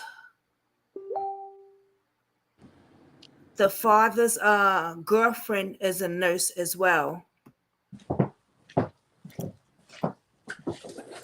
All of a sudden, this little boy gets unalive in his father's care and gets taken to the hospital. How does a healthy little boy becomes dead? The father doesn't even call 911 first or call his ex-wife, the mother. He calls his girlfriend. So where's the body? Did they not find the body? This just happened in March. Oh, so they did find his body and everything. Did they turn his body in? He died in his father's care. Wow. So. That's. And he's healthy. Right. Wow. Exactly. Wow. How did he die? How did this little healthy boy die in his father's? Yeah, I have to look into that. I haven't heard of that one. I just heard about it. How did this little healthy boy die in his father's care? Let's see. It says, I was dead on arrival on March 1st, 2024. When my dad brought me to the hospital, my mom needed to know the truth and what she does, and so does the world. Nobody is telling my story. So, please help push for a full investigation into my death. I was a healthy kid. My mom lost custody after evaluate got involved, and my dad moved me out of state. Yeah, he's a doctor. Of course, he had his lawyers sick. He sent his lawyers on her. Yup. We definitely got it. And I couldn't find out no YouTube videos today. I was like, you got to be kidding me. It got to be at least one unsolved. When I tell you, it was none. Listen, I'm gonna tell you what. Another thing there, I've noticed that a lot of the YouTubers and stuff are doing too. You know, they're coming to our pages and getting stories off our pages too, right? Oh, YouTube? Two YouTubers? No, a couple of them. They've been Oh doing. yeah. They've been doing it for a long time. Oh yeah. I I'm know all some for it. now. I'm all for it though. Like I don't have no problem with them covering the story, but a lot of the stories, because a couple, I know one of them told me years ago that some cases that they saw on my page that they covered. But yeah, so But that's I was talking to somebody about that and they said, well, as long as the cases are getting out there. yeah. No, that's what I said. It's okay. It's But totally what you call it. I know, but I don't like how some of them are doing it for fame. You feel me? Like me, I'm in it for that right, to advocate for the parents and I'm not in it for anything else. I don't right. whatever this And community. don't get close to me just because you want the case like that. Don't use me. You're right, I'm not right. even a big content creator anyway. You know what I'm saying? Yeah, But I'm just trying to get the cases out there and more people to see them and more people to learn the cases and see. If you notice about my page too, I a lot of times cases get repeated. I don't just do it one time. Most page, some well not I'm not gonna say most. Some will post it one time. You may see this case 3, 4, or 5 times a year from me, only because I know each month I probably get 1,000 new followers or more, so they need to know the story too. And every time I think more people see the post, which is a good thing. yeah. Hey Barbara. And Barbara Russian. get stories. Okay, some. Well, I'm not gonna say most. Okay, let me turn that down. Okay, Brianna Walston. Walston. That's one of your cases. Well, I'm doing that one too, but You said Brianna Walston. I can't say names right. Brianna Oh, Winston. Brianna Winston. Yes, that is a sad case. That is out of College Park, Georgia. A young woman was staying with her child's father and her daughter, and she goes missing. Right when she goes missing, somebody cleans her whole apartment out. I mean everything. Okay, the uncle or the family and stuff started searching for her. They search behind her apartment and they find a bag with sneakers in it, and it smelled like gasoline. Now I tell you, at this time they don't know who cleaned this apartment out, but Mm-hmm. I think either a week or two later they found out who cleaned this apartment out. It was the child's father. So now they just updated and said that him and his wife are person of interest, but they haven't charged him yet. So it's either they think that they know but they think she's dead. Okay, so they must know. The police must know something in order for them to say they're person of interest. They publicly said this. That they're person of interest, both of them. Mm. Yeah, because when he said there was bleach, I was like, wow, wow. He said he smelled bleach. So Yeah, obviously they was trying to clean up. yeah, Let me definitely. show you the news report. Hold on. Smell bleach and it's a strong smell. Mm-hmm. They also said that the apartment smelled like it too. I'm gonna But show. Go they, ahead. they said the relationship between them was like wow, so like it wasn't healthy, it wasn't good. So I mean, the family 100% thinks that he did something to her, like he murdered her or he made her go missing. Now it's just the police trying to put the pieces together to figure out what happened to this young woman. It doesn't look good. And Yeah. like she said, you got to be when it's the truth time. When the truth comes up, you got to speak it. And honestly, it doesn't look good. And I feel as though he did do something to her. Mm-hmm. Yeah. Allegedly. I'm gonna play the news report so they can see it. Okay. Brianna Winston is asking for any information that could bring her home. So this comes as Clayton County Police upgraded her missing persons case to a presumed homicide case. Brianna Winston is a mother. She's a daughter and loved by her family. They reported her missing on April 1st after finding her apartment cleared out reportedly by Mikhail Edwards, the father of her child and a live-in boyfriend. Edwards and his wife, Brianna Phillips Edwards, are considered persons of interest in Winston's disappearance. And today we spoke with Winston's family, who says they just want answers. I wonder, where could she be? If she is dead, where's her body? I just want to know where Brianna is. When we find her and bring her home, that's when I would get my closure. But until then, I'm not giving up. For more information on Brianna's case and how you can report any information you may have, you can find this story right now on 11alive.com. Sad, man. Yeah, and it's a lot of cases like this all over America, and it's all races, not just one race, where the boyfriend or the husband is killing these women, or another too, or another instance, it's the girlfriend killing the guys. You know, me and Jeff just discussing about how this guy went missing with his girlfriend. She took him up in the mountains, and she came back, but he didn't make it. Jeff, maybe you can shed some light on that. Which one is that? The one where you were just telling me about it's been 3 years. The guy's been missing. Oh my gosh. And the girlfriend took him up in the mountains. Oh gosh, yes. Whew. Yeah, he's on the list too. So hold on. Since I got this video up, let me just pour this one up first, Unsolved, okay? Go ahead. All right. Kaylee Olin. Come on, mama.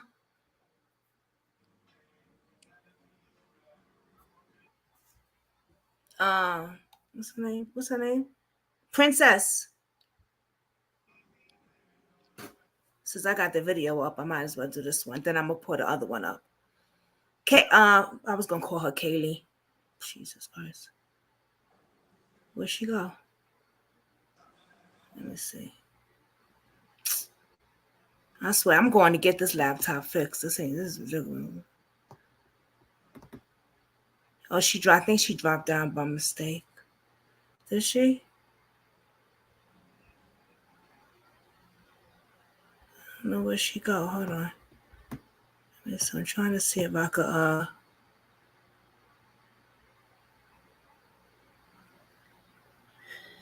okay. When she comes back up, I'll have her do that case. Because the father is, I don't know if he's still in here.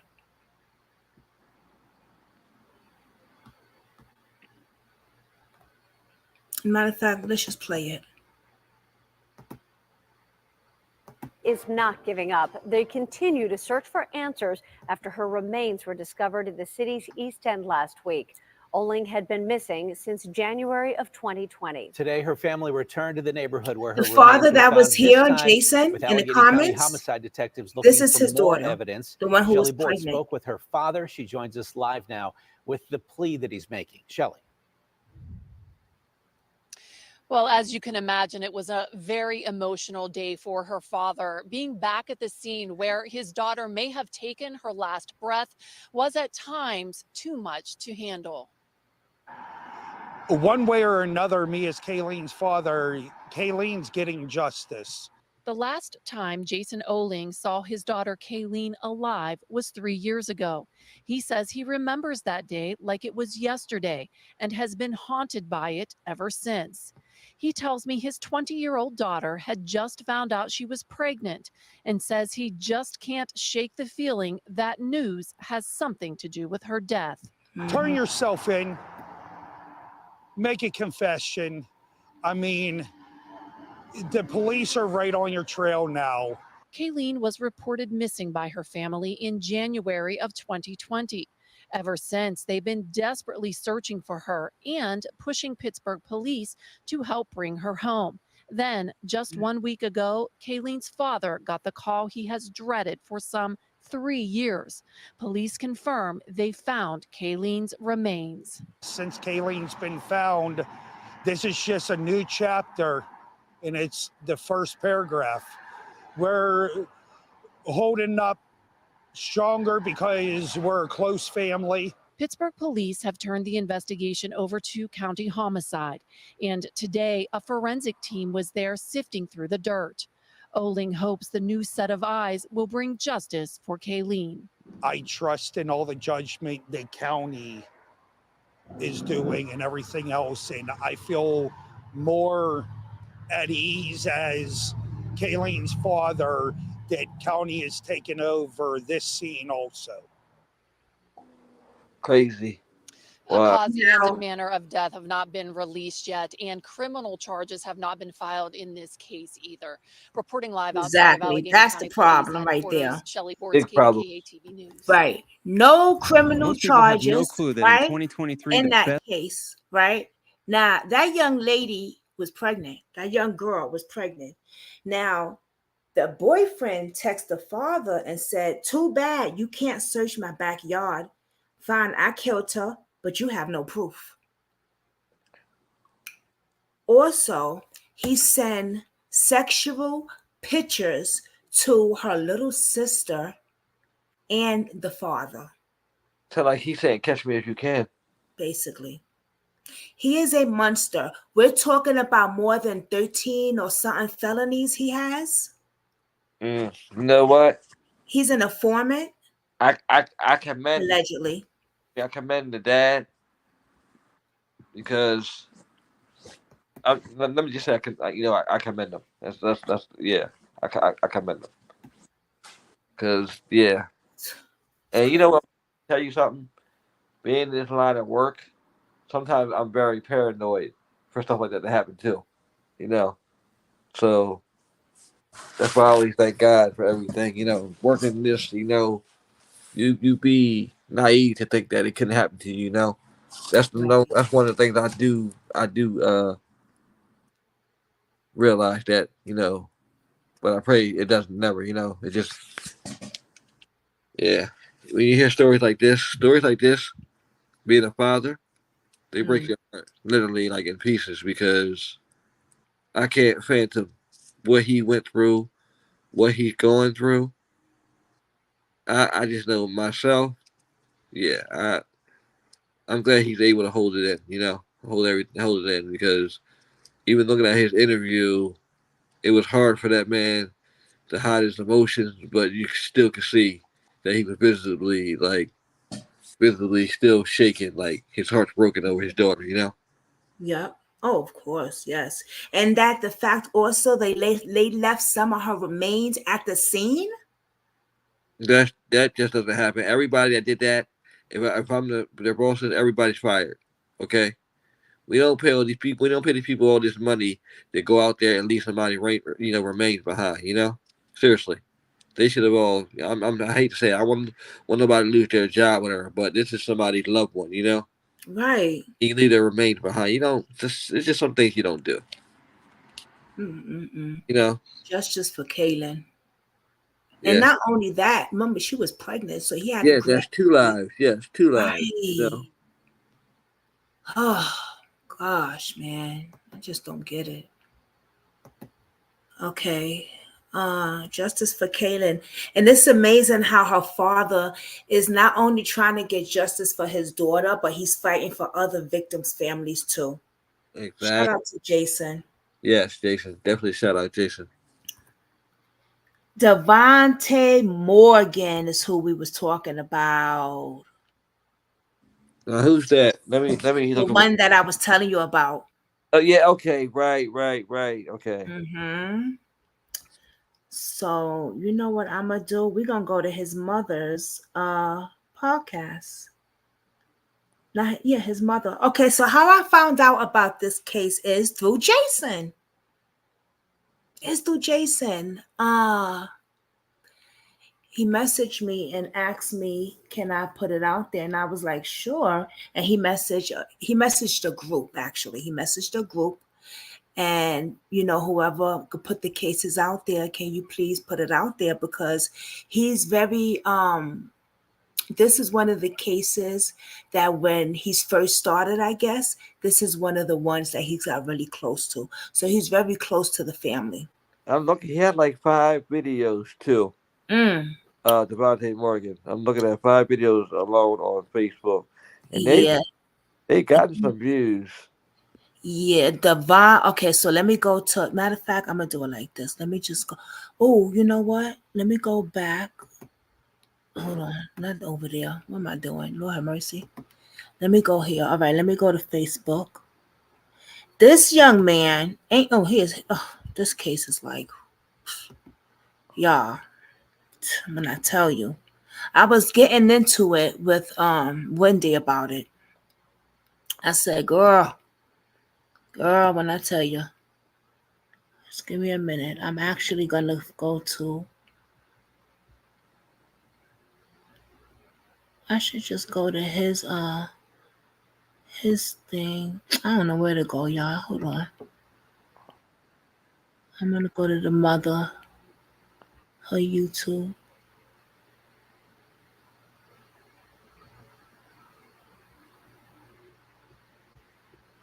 Cause she just got, okay, here it is.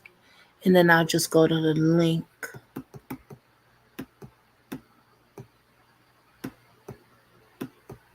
Did I get that link? No, I don't think so.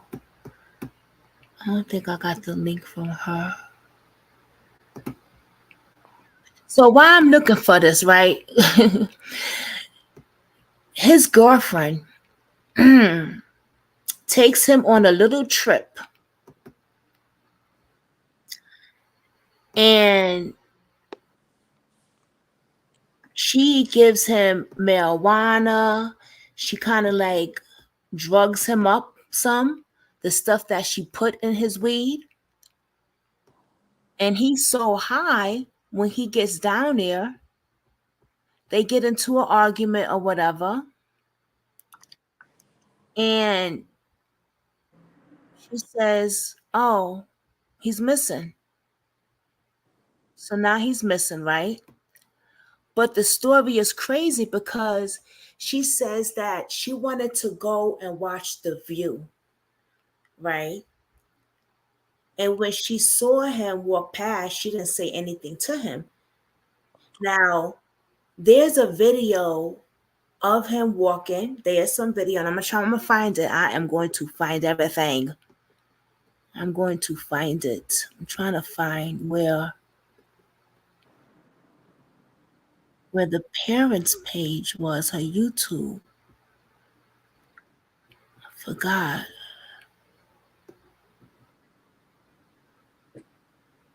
Hold on, yeah. I'm just.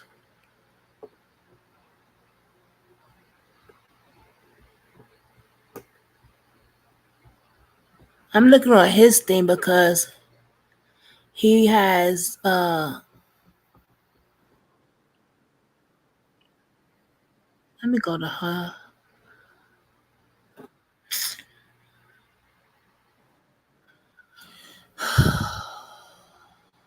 You know what? Nah, I'm tripping. Y'all still with me? Yeah, we here. I'm all over the place, right? Oh, okay. That's what discussions are for, you know. I am all over the place, y'all. I That's how swear. we're gonna help you get it together. Yeah, I'll be all right. Hey, I will be all right. Okay, hold on. Let me see. Let me go to my thing. Why is it so? I have so many. I just don't. Okay. Hold on, y'all. Oh, I found his mother page. Awesome. Okay.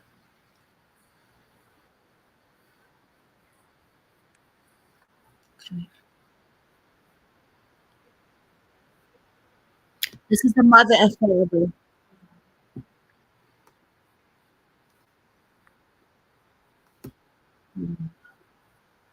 Here's the Mother Hill. especially if you up in the old neighborhood, you go up there, man.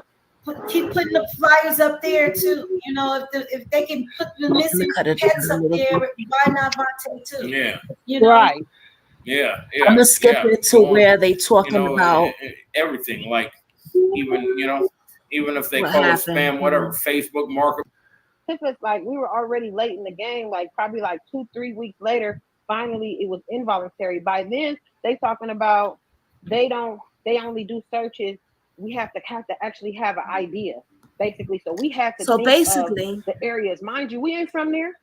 How the hell we gonna think of the idea? So we kept thinking of ideas in different places to search after each search was done.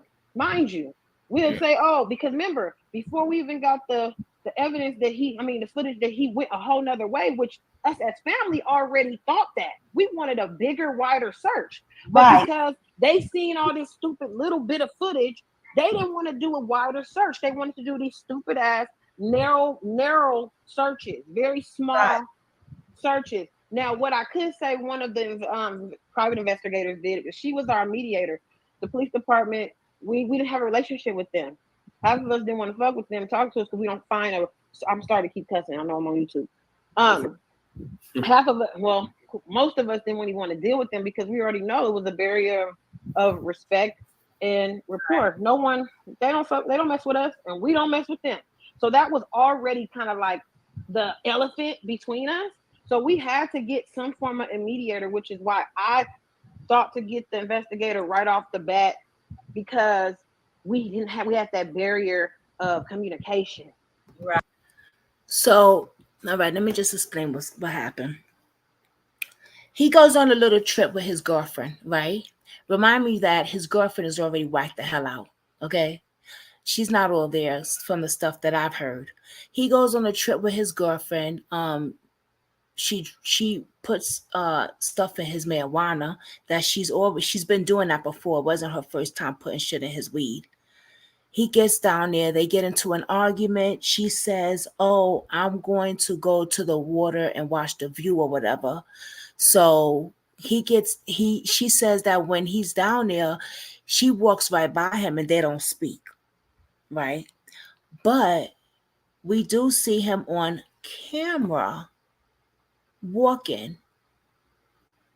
And then she also says that, oh, there's a neighbor or somebody that heard two people arguing. So it's not that they only heard the two people, they saw them arguing. Oh, okay. Because I said, did they see them? She said they seen them arguing. So that kind of deflects on what she said when she said, we seen each other, but we didn't speak. Yeah, but who even knows that that's a lie? Yeah, but somebody saw y'all arguing. And not only that, you have another woman who is this young man's friend's wife who, this case is just a lot, y'all. It's a lot. This young man, the young boy that's missing, his friend, wife, seeming very sketchy as well. Like there's some involvement. Matter of fact, let me let y'all listen to something. I'm gonna go to the girlfriend, right? Her YouTube page. And I want you to hear audio that she says, she speaks on.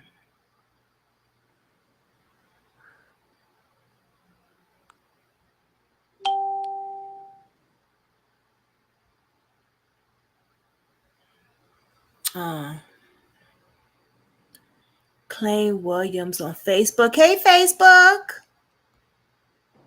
We got Facebook in the building, y'all. Hold on, y'all. Hold the hell on. Because I want y'all to hear this shit. This is crazy. My girl Wendy looked tired. She over there yawning.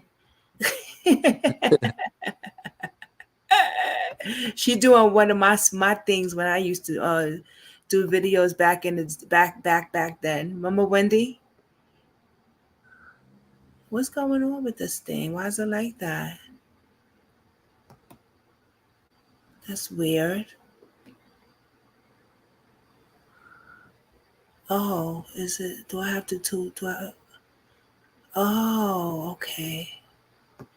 I guess I have to do it like that. Oh, okay. I got so much shit. Y'all be learning little by little. I'ma learn. She said I'm gonna get it regardless. Okay, and I found a witch. This girl is a witch. She's done some. I'm just gonna let y'all listen. She even made a song called Devontae's Code. Huh? She's written stuff in his mother's Bible. Richest, like, just writing great. Y'all, hold on. Okay, here it is. What the shit is that? Yeah, it's weird, y'all. It's weird. Hold on. Police said that you dropped Vontae's name in another case that you were being investigated about, and that they reopened it because his name came up. So what prior case did you drop Vontae's name in? Because that name drop signaled a red flag for them to look at you and the previous case. So in order for me to understand the brevity and the depthness of this and what you got yourself into, because literally I'm only crossing paths with you.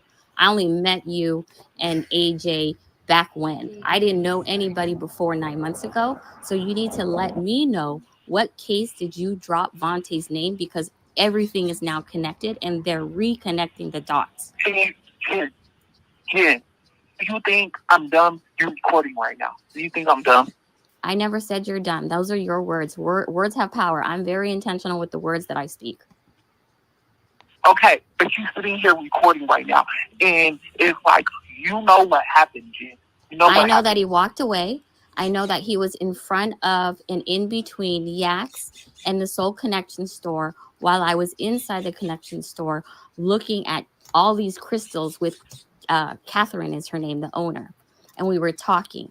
And so I know I was in there for a good hour. That's the and girl. when at the 45-minute mark, Dante came back in and said, "Can we go?" And I said, let me be in here for another 30 minutes. So he was outside in between the Soul Connection store and Yaks for at least 1 hour unsupervised. And that's when anybody could have been watching him and us, because as Andrew, who I saw, he said he was inside the white van, and that's a lie because I didn't see him inside a white van. But Andrew said that Mount Shasta is smaller than a dog's asshole, and no one gets lost except everybody goes missing. Who's this talking? So, on that note, where is Vontae? Right, on that note, where is Vontae? You know, because you know No, how you're connected with everybody there. You said that the gentleman Chang loves you and AJ, Jen, I'm not and gonna that go you down for guys this. sleep. I mean, you guys sleep at Happy Camp, and you guys love to be. They love it when you guys are customers and clients at Dos Amigos. Now, Case gave up Chang the first day, and you said that you knew Dee and Anthony in the Heights. But when you took me on that little adventure, you took me all the way to the Walmart in Wairika, and you never went to the Heights because all of a sudden you didn't remember. So that night, right, it was said that the girlfriend and I believe this girl right here, which is Dante's homeboy that he grew up with or whatever, the wife, went somewhere and came back very, very late. Very, very late. So Destiny, Michelle, I'm done playing games with you. So unless you have something real to say, I'm going to hang up. And when the guy was look, Jen, I'm not about to go down for this. You know what happened. I don't. I honestly don't. You know what happened in the backyard, Jen. What happened in the backyard, Michelle? Jen, you know what happened in the backyard. You called me hysterical, Jen. Really? When was that? The neighbors know. The neighbors know. What's the neighbors the know neighbor? and What's your everything, address? Jen. What's your address and what's the neighbors' names? Because I would like to also talk to them as well. Do you have their phone number? Why don't you walk across the street and we can do a Zoom call right now? I can give you the link. Are you ready? She's a monster. Are you ready to get up? Walk across the street and I will send you the Zoom link right now. She's a manipulator. And let me. And we can all have a roundtable discussion She was of what abusing him as well. exactly. Okay, Jen. Go ahead. Jen, the police even know. What do the police know? Which officer did you talk to? Know, Jen. Which one did you talk to? Joe. Which one are you an informant for? Which one? Quick, Cooper, which one? I'm not an informant, Jen. I'm trying to get you out of this situation. What situation are you in? You out of this situation, Jen. What situation are you in? You played dumb. Yeah. You're irresponsible. You're situation. irresponsible? I'm trying to get you up out of. You're irresponsible? No, you are, Jen. I'm not irresponsible. Jen, I'm trying to help I'm you of out. integrity. Jen. I'm very integral. Okay. I'm trying. What are you trying to do right now? Don't you care about your 4 kids? Don't you care about your 4 kids? What 4 kids? I'm trying to get your 4 kids. What I'm 4 trying kids? to get you out of this situation, Jen. What 4 kids? Your 4 kids you have, Jen. What 4? The girl's name is Jennifer.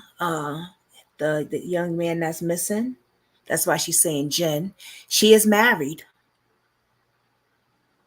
She's married. She has a husband. But she was so attached to this young boy. So attached to him. Like obsessive behavior type shit. It's so much to this case, y'all. It's just so much, and it's so weird. So weird. So when I found her YouTube channel, because it's under a different name and stuff, and I found this audio, I was like, this is the girl that is married to Dante's homeboy that he grew up with, that they used to go hang out and visit and stuff like that. And the day that he went missing or something, they both disappeared and came back very, very late. And now he's married to her? He's been married to her. So the girl Jennifer that's talking is the missing boy's girlfriend, the psycho bitch. And now she's married to the guy. No. They used to go hang out and visit Dante, the young man's friend and his wife. Oh, okay. Right. That's the wife and psycho on the phone right now. But the day that he went missing, the homeboy's wife and her, Jennifer, the psycho bitch, disappeared. And they came back very late. And when he was trying to explain a little bit to the young man's parents, the wife came in and kind of like blocked the shit, like, you know. And I believe some of his clothes was there also. Like she got rid of all his clothes and everything. Another thing that is weird is when his parents went down there to go search, the girlfriend changed hotel rooms. So she didn't want them to search or to look at the hotel room that her and Dante. Am I saying his name right? Devontae was in, right? Why would you change hotel rooms? And why did the cops allow that to even happen? Why didn't they search the hotel room that he was in? Why didn't they swipe that shit from head to toe? Yeah. This is crazy. She's tried to get money off of his missing case and everything. She's made a freaking song thing on iCloud or whatever the hell it is, Spotify. Like she's just whacked out. I don't understand this woman. She's whacked out. 4 kids. You don't have 4 kids now, Jen? Do you have a daughter that lives upstairs with Michael? Yep. Okay. So, I'm trying to help you. What are you trying to help me with? Boy's family, I'm trying to help you. And then that boy's family will start calling you and apologizing and saying sorry. For what? To you, Jen. What are you saying I'm trying sorry for? to help you. What are you trying to help me with? You beating around this bush. What bush are you talking to? Jen? Which bush are you smoking? Huh? Which bush are you smoking?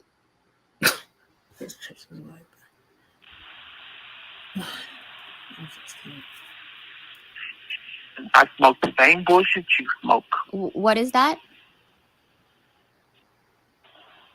The shrooms.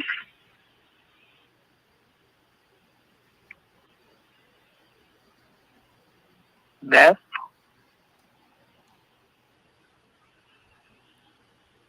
Jen, I'm trying to help you. What are you trying to help me with? You know what I can't figure out, Michelle, is how on the situation. How did you in with Ponte? How did you when did you first sell your soul to the devil?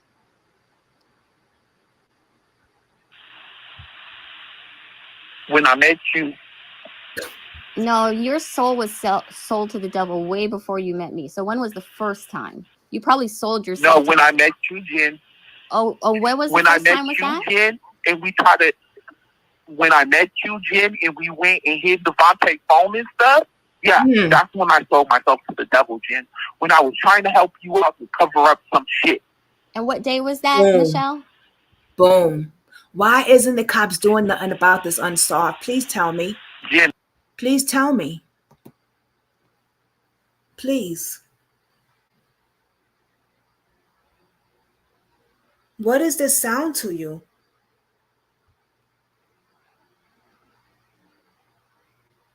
Is he still up here? No. Well, voices for vanish.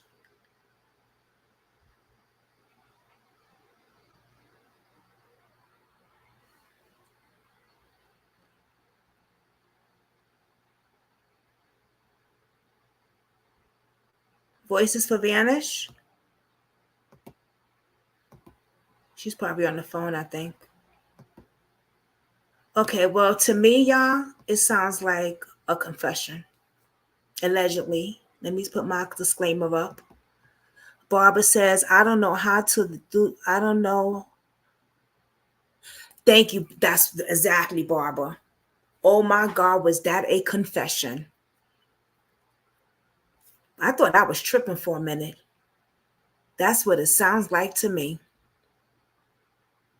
That's what it sounds like to me. They also got rid of his phone. They broke it. She broke it. This is a hot mess. It's just so much to this case, y'all.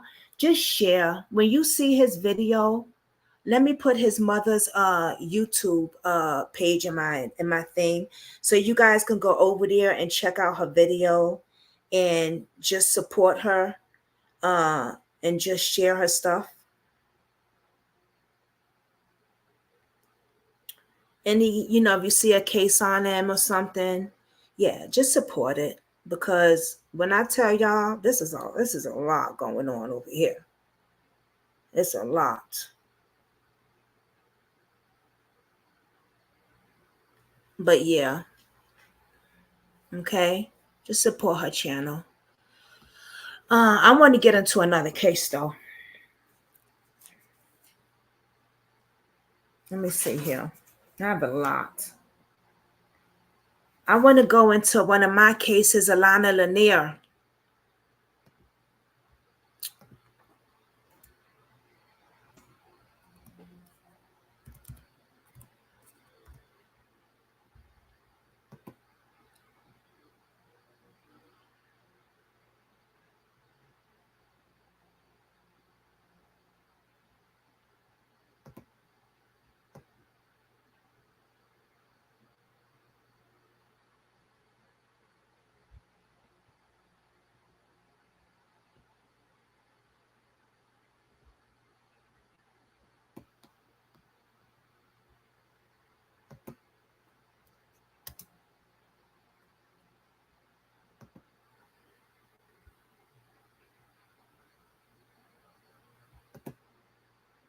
you're looking to get a degree in IT or cyber. Now, this case right here, I want to say a big shout out to the family. Violent offenses that he has previous convictions of. The hit and run's totally irrelevant, Your Honor. My client, all these cases the state brings up, what's going on with this? You know what the state failed to point out? My client's never missed a court date. Not once did he ever have a failure to appear. The issue is flight risk. And if we're assessing that, he's lived in Georgia his whole life. He's had prior burglary cases where he showed up to court. He even showed up to answer to his hit and run. So he's not a flight risk. He's not a risk of intimidating any witnesses because the two most important witnesses for the state are on the run. The victim, we don't know where she is, and the guy who actually says he committed the murder. And by the way, when we talk about Mr. Abote, who's on the run, I want to specifically point out to the fact that evidence that we do have in discovery is that Mr. Abote goes out. Objection, Your Honor. Objection. Attorney Apt is getting into the facts of the case. Well, the whole argument has been about the facts. It does that all the time in bond. And I sustain that objection. Mr. Apt, I think you've. So, this is a Lonnie Lanier case. I'm going to let him finish, and then I'm going to tell you about this case, and then I'm going to play the news clip a little bit also. This case I'm very connected, very touchy with. This is like, oh, boy. Hold on, y'all.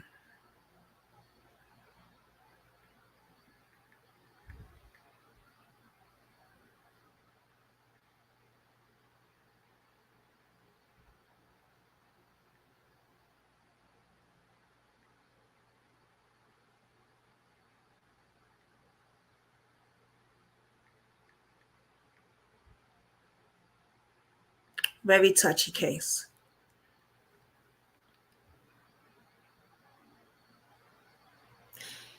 Alani went missing. Okay, you know what? Let me let him finish. Let me let him finish.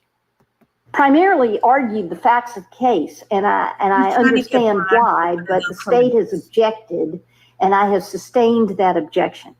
Okay. Well, if we look at just the Ayala factors, and I'd like to point out to the court that every bond hearing I've had in 29 years, the state only argues the facts when the defense lawyers argue the Ayala factors. That happens all the time. But if we just look at the Ayala factors, Your Honor, my client has no convictions relating to anything violent. He shows up for court every time. He's not a flight risk. He's lived here his whole mental life. He's in severe need of medical attention, which I've brought to the court's attention. And I think that's deserving of a bond. Thank you. All right. Thank you. First of all, I'd just like to say to Mr. Apt and to Mr. Reynolds and to the state that I have no problem with bond reconsiderations.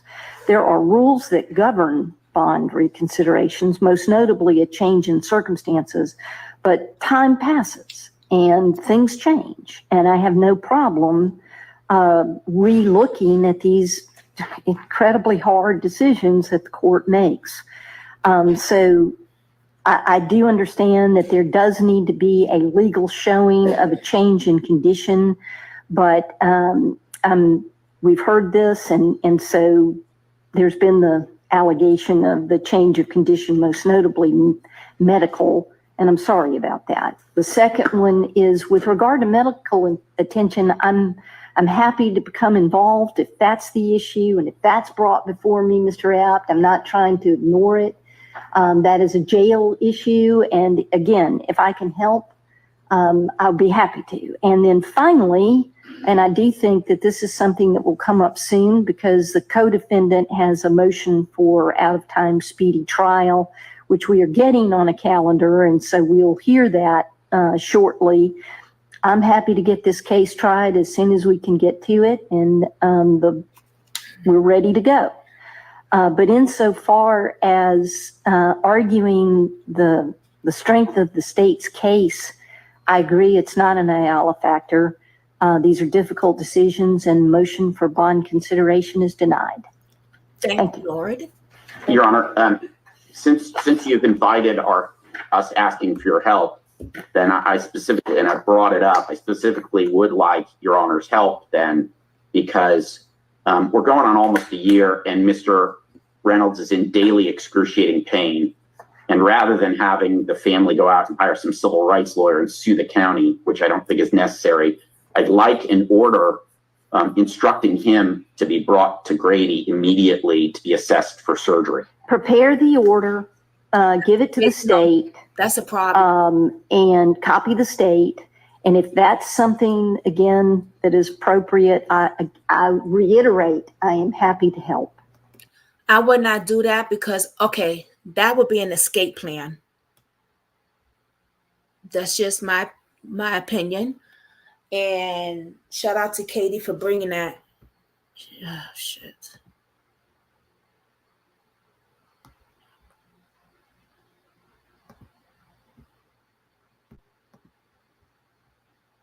Shout out to Katie for bringing that to me at one time. Now, Alana Lenore, right?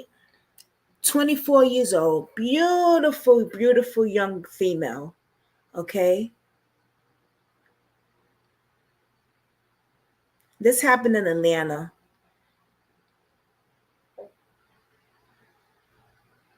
And she was last seen in Midtown Atlanta apartments. She was 24 years old.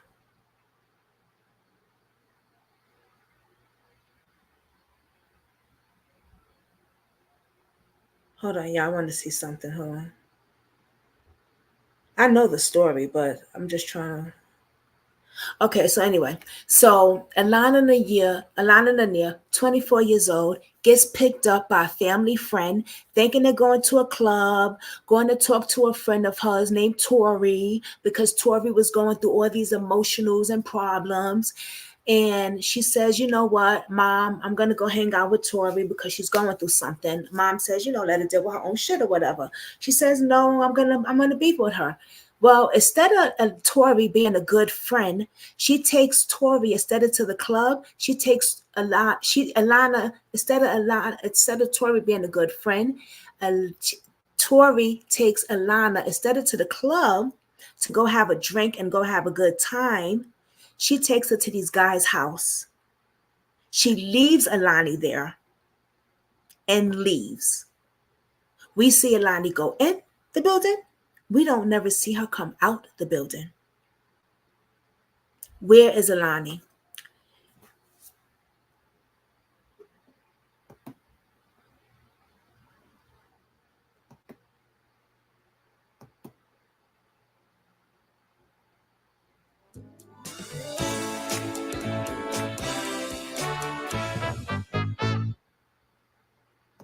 Yeah, I definitely got to get this computer looked at, y'all.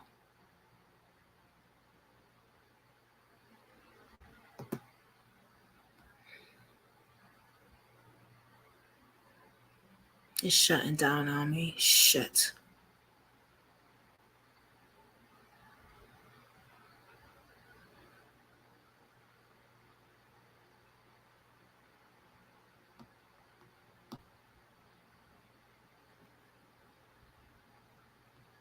What is going on with this thing? Something is definitely going on with this.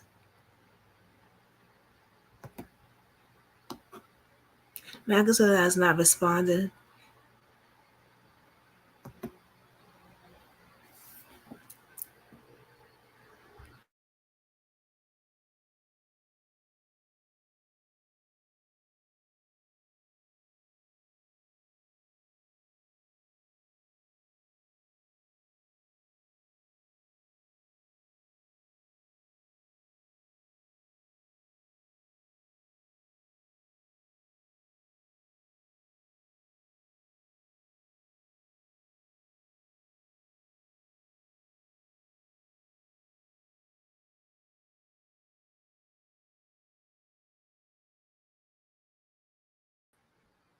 Hey y'all, this thing is acting up. I'm gonna end my video.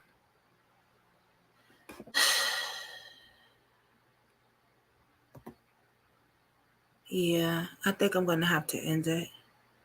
I don't even know who's here. Voices for Vanish, are you still here? Oh, she's. Yeah. Okay, guys. I want to say, if no, you know what? I'm gonna finish. I'm gonna finish. I think she's in La La. She's yeah. Uh,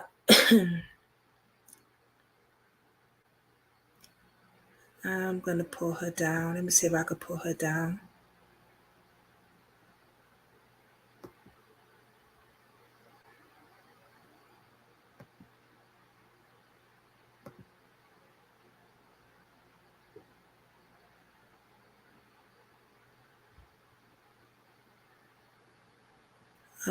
No, I don't want to do that. Remove. Okay, that's what I'll do. Okay. So Alana Lanier, play the news report here. We don't stop because the devil wants me to stop.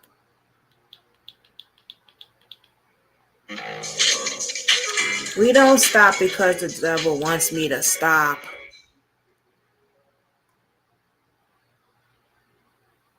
It has been 1 year since 24-year-old Alania Lenoir vanished from a Midtown Atlanta apartment complex. She is presumed dead, but authorities have never found her body. Atlanta police have arrested 2 other people in connection to her death. Another suspect is still on the run. Fox 5's Tyler Fingert spoke to her mom today. Tyler is in Midtown Atlanta at the complex where Lenoir was last seen. 1 year after her disappearance, Alania Lenoir's mom says she just wants answers. Atlanta police believe she's dead, and her mom says she won't rest until she's found. For Jeanette Jackson, the last year is something she wouldn't wish on anyone or any mother as she navigates life without her daughter. We love her, and we miss her, and that there's nothing that we wouldn't do to change this circumstance. July marks a year since her 24-year-old daughter, Alania Lenoir, was last seen at a Midtown Atlanta apartment complex. Jackson says every day for the last 12 months has been painful. Every day is a challenge. So 1 year, 1 day, a month for a parent, it all runs together. Atlanta police say Stephen Obiate and Deontay Reynolds face a number of charges, including felony murder. Reynolds is locked up at the Fulton County Jail without bond, but Obiate is still on the run. Jackson hopes someone, somewhere, will help bring him in. It is very important to get him, in custody so that, one, he can tell me where my daughter is. And he could just accept accountability. Police have also charged a third suspect, Nicholas Hendrickson, with helping them dispose of Lenoir's body. Jackson says a large support system has helped her get through, as a Fox 5 camera captured outside the courthouse in February. A year in, she hopes for some closure and answers, but not only that, she's on a mission to protect others from being victims themselves. Community needs to get together and say, we're not going to keep allowing this to happen to people at all. With Obiate still on the run, the family is offering a $15,000 reward for information that leads to his arrest.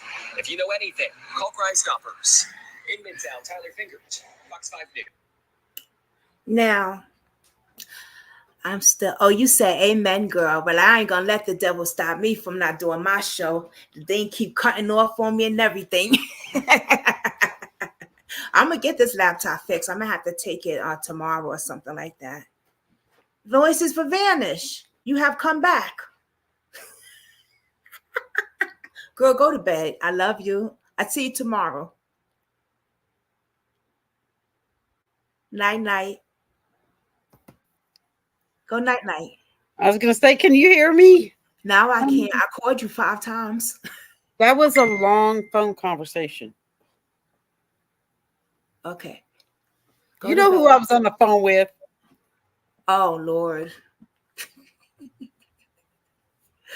Lord. That's why I was yawning. Lord. You wanted to talk about her case?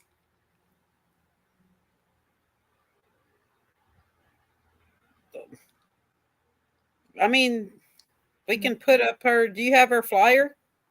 Yeah.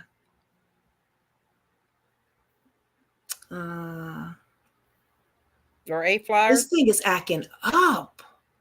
I know I'm my gonna use thing's my. only. You see it, right? It's twirling, and it cut off like twice already. Oh wow! I'm gonna I have just to. feel like squiggly lining across everything. When it I'm messes gonna. up on me, that's what it does. But then, Gonna, like you did something and it straightened up. So I no, guess you restarted. it's been acting up. Like I had to come back to life on here just now. That's why I was using the phone to do Alani's case. Ah. Because it cut off on me. I had to get back on. And this time it's not even overheated. That's the thing. You need one of those fans, maybe. Yeah, but it's not even overheated this time. I'm touching it. Nope, it's How not many even tabs you got open? None. Oh, okay. Something's not right, and this laptop shouldn't be acting like this. Brand new. 2022. So I got 22 tabs open. So. And your shit's still running? Lord have Yep. mercy.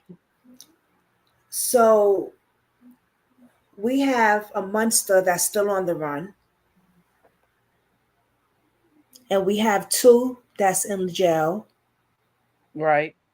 With Alani's case. You know Alani's case.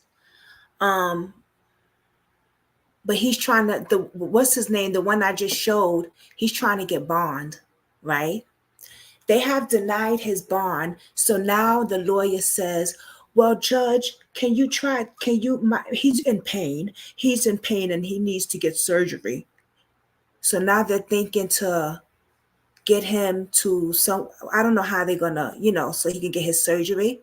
They can still go to the hospital while they're in jail. Katie brought to my point, maybe he's trying to get an scapegoat. Or trying to escape. Exactly. Go to the hospital and sneak his little butt out. Exactly, because his bond keeps getting denied. He's been going for bond for months, probably I think a year now or something, and it's been denied. So all of a sudden now you got to get surgery. You in pain? Yep.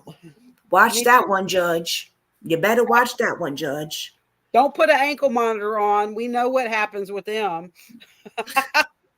Child, please. That one is like that.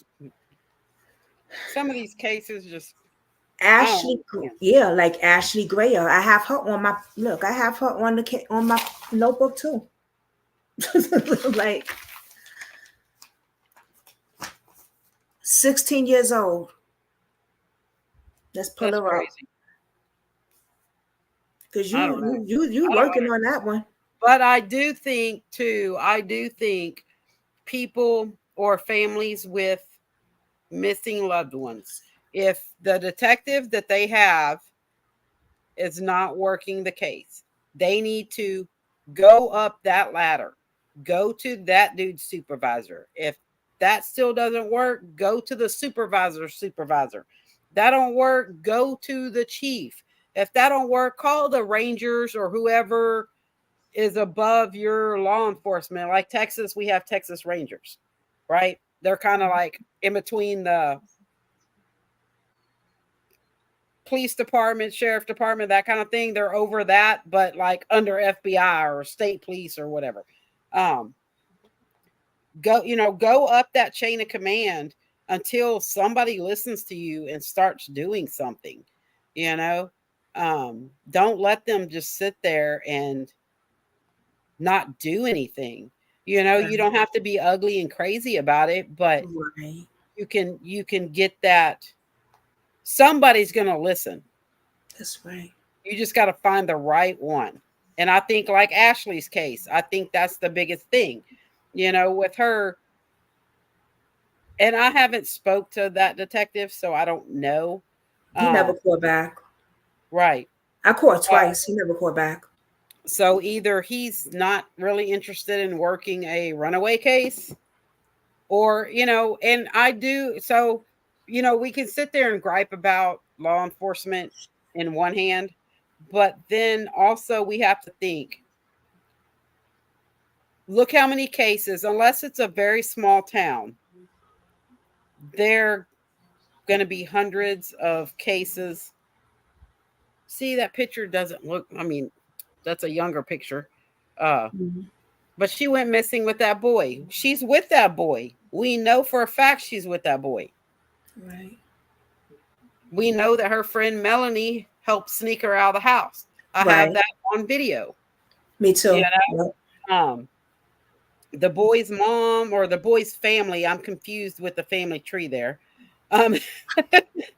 The boy's family is saying that Ashley is not with him, that he's with another girlfriend. But then you go to the apartment where Ashley's mom saw her at a bus stop. So she stopped to try to grab Ashley. Big old fight broke out, whatever. Ashley ended up getting away. So somebody confirmed that him and her are at them apartments.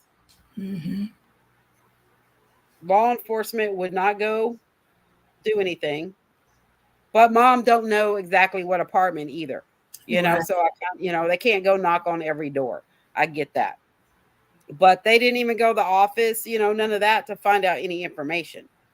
But is it because she's and she's not even missing as a runaway. She is missing as a missing person. No, they have her still as a runaway. The only flyer that does not say runaway is the one I made. I thought no, but I saw her case thing her mother sent me and it said missing person. Hold on. But if you, why's my phone acting like that? Girl, Melissa let me tell you how the devil is trying to work with us today, Wendy. Not only the laptop is bugging out, the phone acting cuckoo too now. Oh my gosh. What the fuck is going on? Excuse my I don't language. know. But Melissa was supposed to get it changed from runaway to missing person. Oh, she sent me. Okay, let me turn the phone off and put it back on and see what happens. Because I always got to do that. This is insane.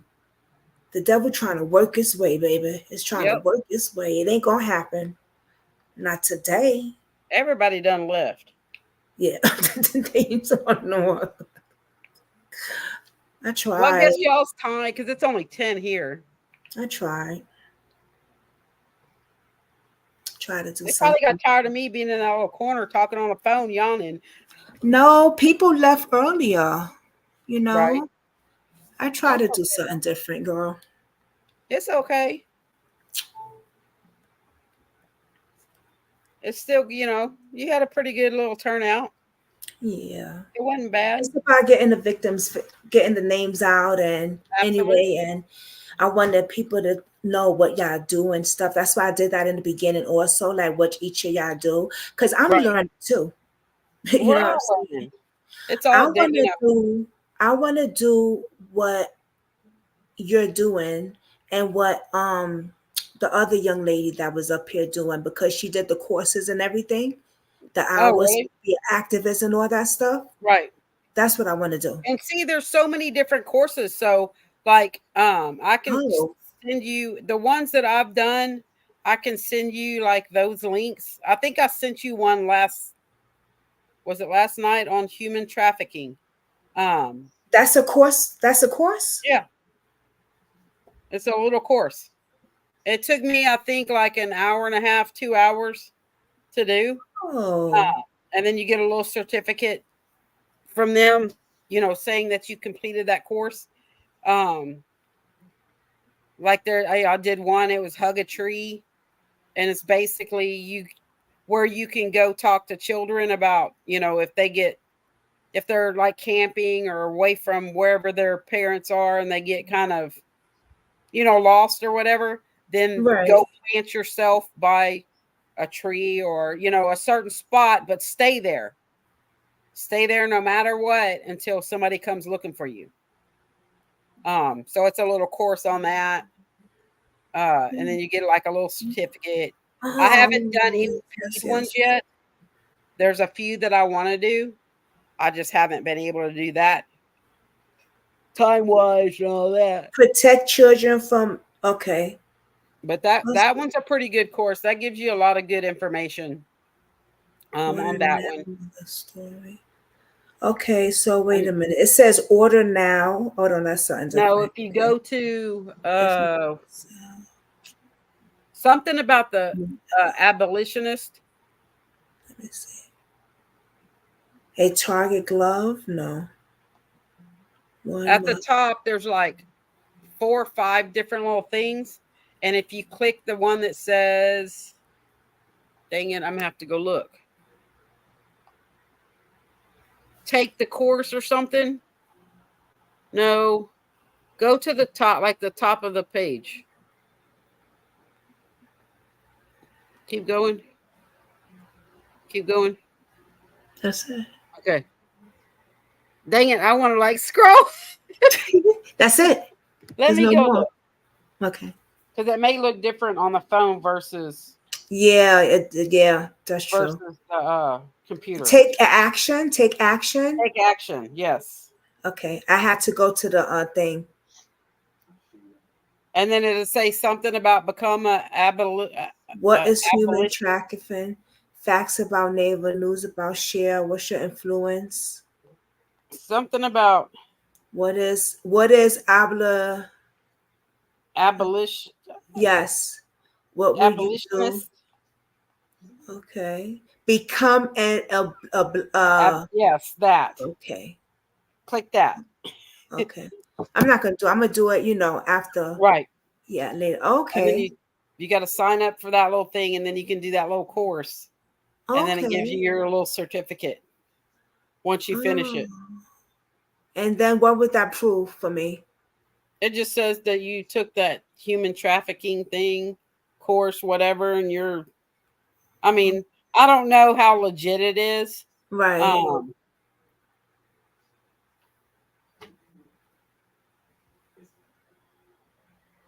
Oh, wow, Barbara. What? I would love to hear that story. Oh, yes. Yes, yes, yes, Barbara. Yes. Actually, I wanted to do an interview with you too, Barbara. Yes. Yes. Mm-hmm. But like I said, I haven't done none of the paid certificate or certifications yet. So, but I don't know, like which ones are legit. Like there's one that's $300, and I'm like, oh, that one's gonna have to wait. There is one. The girl who was just on here, Princess. She just took a course. I think she said one was like $75. That's not bad. Yeah, that's not bad. $75 or something like that. Because she just finished it's like a 40-hour course or something like that. Oh, okay. Yeah. Well, yeah. I mean, we can share links and stuff back and forth. Yeah, that'd be awesome. Yeah, because I really want to I know I'm doing the best I can. I'm sharing. Absolutely. But it's something you said earlier that really got me paying, that really got my attention. And I need to start, I think I need to work on that, is when people, and I'm one of them, share cases is sharing too many at one time. Oh, yeah. And not getting to the one I could really get the justice for that family. Right. When you said that, I was like, oh, that's me too. I wasn't talking about you. No, I know. But I need to learn, right? See, I'm not afraid to come on and keep it 100 and say, that's one of my flaws. You know what I'm saying? Like, I need to learn how to stick to a specific case. It's okay to spread, awareness and stuff, but get to that case where I really need to get the help the family. Right. How you doing it? You're so focused. Go ahead. So there's, and it's great that we have the people that do share the videos like that. But I guess in my head, me thinking, and my head's all messed up. You were so right. Like with the organization. You were so right. With the organization, if you're going to form an organization, I think you need to have like your press area. You need to have your research people, like to be thorough and to get the cases out there like that. You have to have many different departments, I guess. So y'all, even though you're not, like in the organization or whatever, you're still part of that process. But you'll end up finding, because like at first that's all I did was share stuff. I didn't like really dig into it. And then when I started digging into it and then I liked it, I still share to an extent, not as much as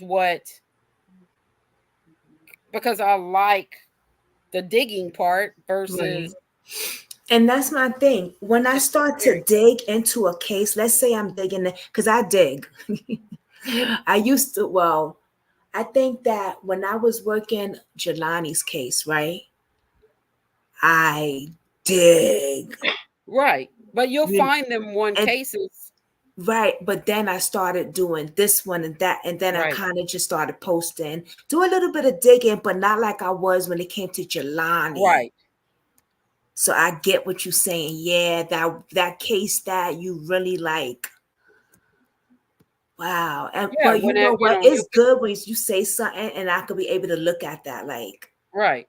But you'll get there, and some of the people, and you know this by even just doing videos. Some of the people make it hard for you to dig because they don't want to give you information. They want to give you fake information or false information or whatever, so they make it.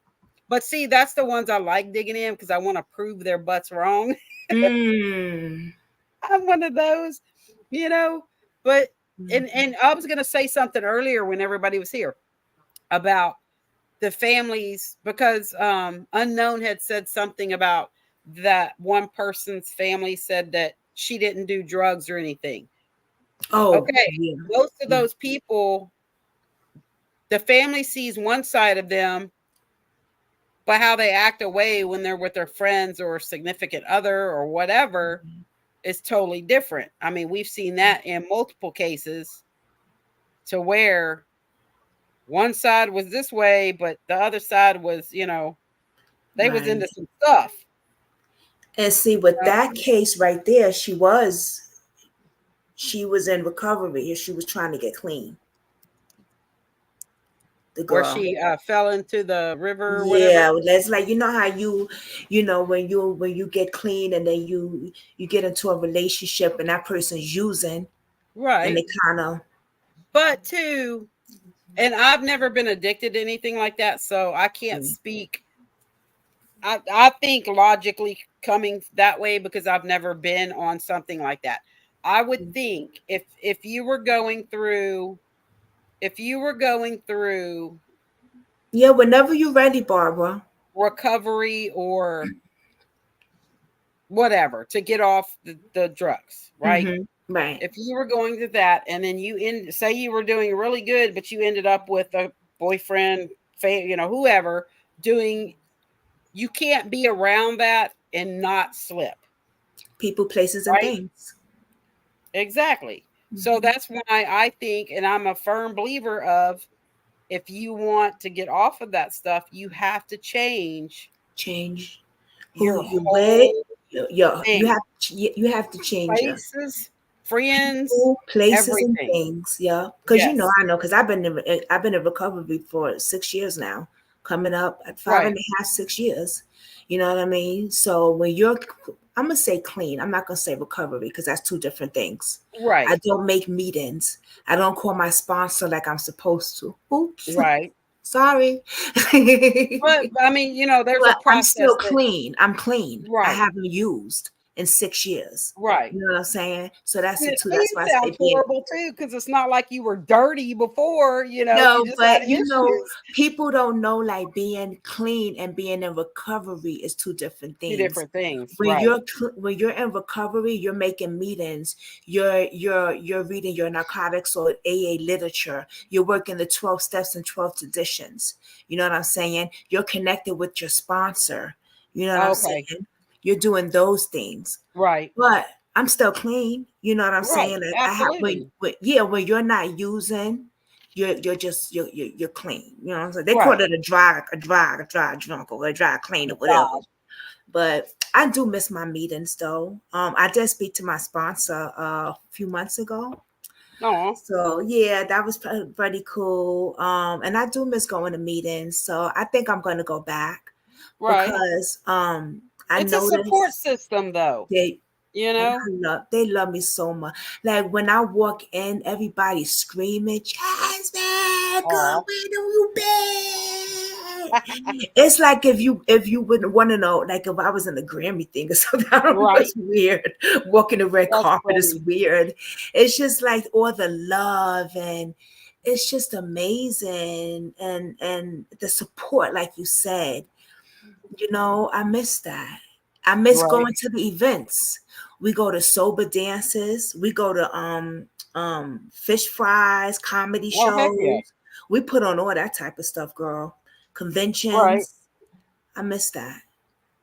I'm a Aw. homebody.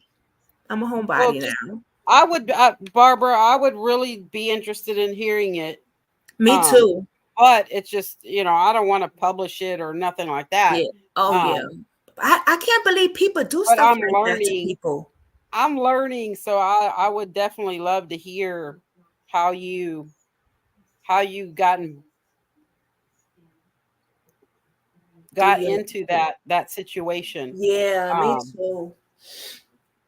just because it's that Mhm. we read stories about trafficking and things like that, but to actually hear it from someone that's been Right. through it, It's I think different. book smart and going through it's totally two different things. You Mhm. know, like that's why I tell when because I'm a vet tech by trade or whatever. Um, I learned from doing all of it. The girls that would go to school that had the book smarts with it, they still couldn't do. They didn't have the knowledge of actually, experiencing whatever the issue was. They could tell you all the big words and all that good stuff, but you learn a lot more, I think, by going through it. Not that I want to go through that, but getting knowledge from somebody that has been through that, I think helps us that have not been through that a Mhm. lot. Make us more aware of, how people get people to do things like that. Or, I mean, if it's the, I don't know. I don't know what I'm trying to say. I guess, different people have different reasons for doing, things that they've done. And it's just, I don't know. It's just learning. I probably don't make any sense. No, you no, I feel you, and it's a process too. Right. Uh, Rochelle Hammond, her mother's on Facebook. Have you heard about that case? Hold I don't on, think so. I'm gonna show you real quick. Hold on. I remember faces a lot more than I remember names. I have so many names stored up in here from like the connections and all that. It's just like, oh my gosh. But I remember their face, no matter if I Right, don't remember their right. name. This woman, because she's not like it's a child. This woman walks out of her mother's house, right? And she's been gone, like missing. Her mother thinks that she could be, you know, trafficked. And how old is she? Uh, oh, here it is. Hold on, I'm gonna show you.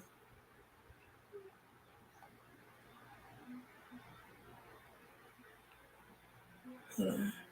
Nearly nearly 850 days, a Colorado woman has been pained by the disappearance of her daughter. Rochelle Hammond disappeared on August 19th, 2019, 2 years ago when she was 30 years old. Hammond is part Cherokee. She left her home in Mosca in southern Colorado and was never heard from again. Her mother believes she's a victim of sex trafficking, but deputies have never found any evidence to support that. Missing Indigenous peoples cases often go unnoticed, but we have shed a light on cases like Rochelle's in the past. And right now on the denverchannel.com, we have our full story about Rochelle's disappearance, as well as our previous reporting on missing Indigenous people in Colorado. That one might be fun to dig into. Ain't that crazy? I'm interviewing her mother tomorrow. Ooh. At 8:00. You want to come up here? You I don't are know an if I can activist. I might need you up here, girl. I don't know if I want to come up, but I might go dig around. It's so funny. You know, I like being at the bottom of them rabbit holes. I know, but like, you know, you're actually like, you know, activist, and you know some stuff, and she might, you know, How do I know it's in Colorado? Need your suggestions or something, or is she in Damas? Do we know? Good question. I'm gonna write a few things down. And you know who I'm doing the interview on? Cheryl, our girl Cheryl. Oh, Shiro? Yeah. You call her Cheryl? I do. I call her Cheryl Nation. I'm doing an interview on her, you know, because she works in the prison now. Right. So I think that would be pretty good to Heck hear. Yeah. Hell them yeah, little kids right? are bad. Yeah, and we need to know why the law is why they are. I don't know, but I just know them little kids did not get enough spankings when they was little. Badass. I think the biggest thing, like with her situation, you know, working with those kids, it seems like a lot of them are from like the families don't really, you know, mom and dad work, so nobody's there watching the kids, or you know, they're with grandma and grandpa or whatever, and nobody's, you know, like they don't have structure, they don't have discipline, they don't, you know, They there's just no go and kill people. Yeah, there's no Kidnap. consequences. You know, some of them I think do have mental issues or whatever, and I could be wrong. You know, she'll tell me if I'm wrong or right, but just listening to some of her stories, I think those are the biggest things. You know, like it's changed the way from when we grew up versus now. Nobody's watching these kids. That's it. Yeah. That would be horrible if somebody heard your story and just go put it on the internet without even asking you. Like that's not even right. Tamantes. What? Tamantes. Am I saying his name right? Tamantes Hurt. Missing from the bus station? I remember you saying there was somebody else, but I don't think you told me a name. Tamantes. Let me see.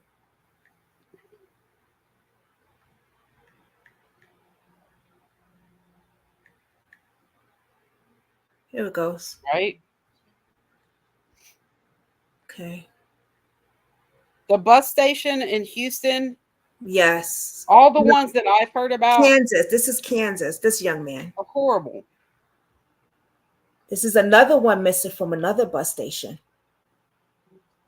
That's crazy. Look on Reddit. You can get a lot of information off Reddit if you just look. 19. Oh, yeah, I've been looking on there too. Yeah. He's 19 and he is from Tennessee. But he went to go visit a girl that he was messing with out there in Kansas. He smoked some trees with her. He calls his grandmother and says he doesn't feel right. And he says to her, while he's on the phone with his grandmother, he says to the girl, "What you did? What you put in my stuff? What you put in there?" Right. The grandmother calls the ambulance. Make a long story short, he goes to the hospital. They ain't do shit for him really. Give him a soda or whatever they did. Give him a ticket or whatever to go to the bus stop. He goes to Kansas? He's in a cab. We see him he goes to the bus stop. We see him go like this to the door. So she has video? Yes. I'm gonna show you.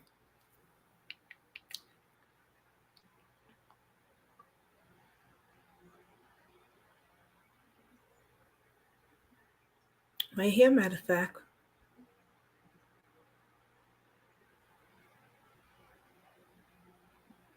Okay, this is just, hold on.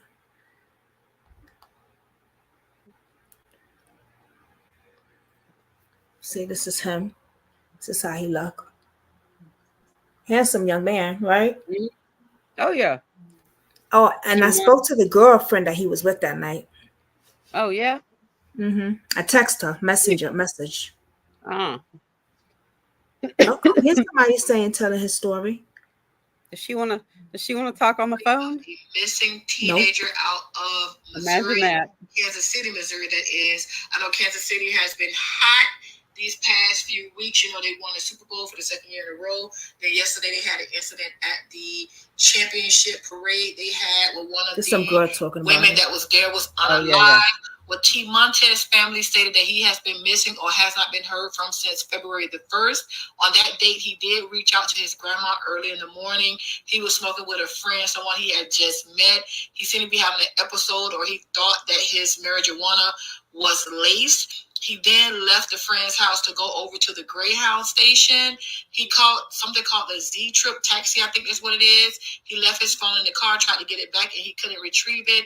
And the surveillance video showed him walking south in that area, and he has not been seen or heard from since. If you guys know anything about this story, know anything about T. Montez or anything that's going on with him, please contact the authorities in Missouri. His family will greatly appreciate it. You know, I think I might do a series on missing people, especially people of color, like once a month, just to get it out there. You should. What do you guys think about this? Leave me a comment. Let's talk about it. I don't know whoever you are, girl, but you should.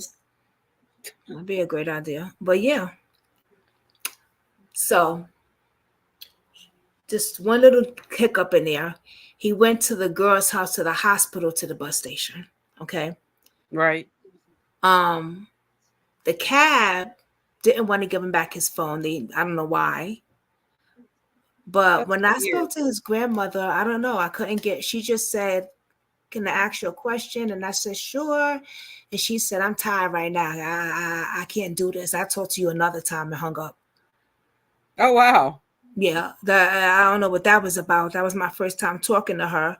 But I did speak to, but one thing the grandmother did say is that she knows that she did have the cab driver's name that had his phone. I'd report that phone stolen. So I don't know, but let me show you the video. I guarantee I'd be pulling up on a cab. Walking. Take my phone. T. Montez. Fighting in the middle of the road. Okay. Let me show you the video. Well, I mean, obviously he wasn't in the right mind for all that, but yeah. And I'd report his ass to the cab company. Exactly. That's why I'm like, wait a minute. How is, like, what is going on? Oh, this is my video I did of it. Let me see something. Hold on.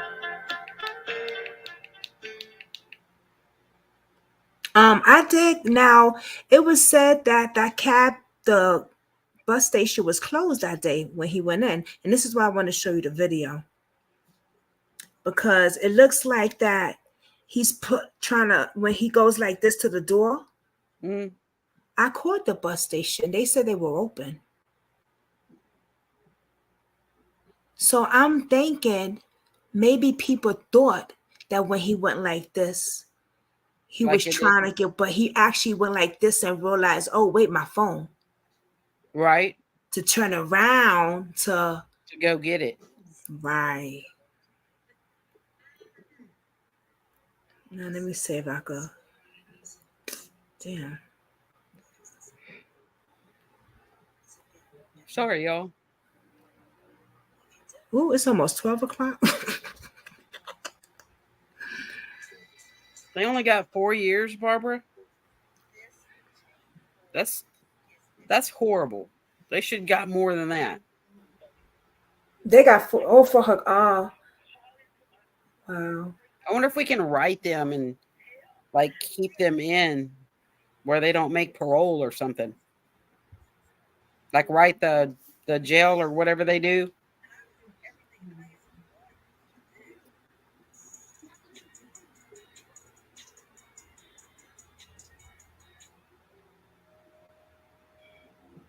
Ooh.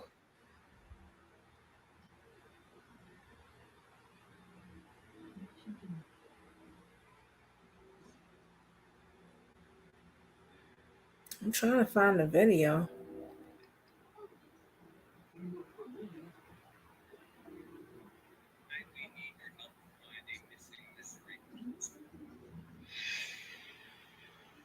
Okay, let me.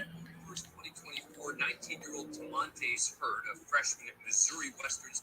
Sadly, Okay. he left his, and he was released the following morning. I'm just gonna show. I'm gonna give this one. I just want to show you. Okay. And he was released the following after being dropped off at the Greyhound bus station in Kansas City, Missouri. He has not been seen or heard from since. Joining us now is Natalie Wilson from the Black and Missing Foundation. Natalie, good to see you. What can you tell us about this case? Hi, Dan. It's good to see you as well. Tamontes called his grandmother saying he had been hanging out with a girl he had recently met, and he thought that he may have been drugged. Now, his grandmother said he sounded terrified and in need of help. He went to the emergency room at St. Luke's Hospital, and he was released the following morning. Now, there's security footage of him being dropped off by a taxi at the Kansas City Greyhound station, and he was unable to get inside because the door was locked. Sadly, he left his phone inside the taxi, and no one has seen Tamontes since. Now, you spoke with his grandmother just the other He day. did pull it. I saw the pour. Well, I wonder if they had it like shut for lunch. Wits end. Probably. Because her grandson's case isn't getting nearly the same attention of several high-profile cases of missing young men in the area. And these are college students as well. And she's been going to Kansas City every single weekend to help search for him. She's not giving up in finding him, and neither are we. All right, let's take another good look at Tamontes Hurd. He's a black male with a medium complexion, 6'1", 160, with black and red hair, brown eyes, a tattoo on his right arm, and he was last seen wearing a royal blue Price Chopper polo and green sweatpants. If you've seen Tamontes or have any information about his disappearance, please call the Black and Missing Foundation. Their number is 1-877-97-BAMFI. That's 1-877-972-2634. If you know anything, please.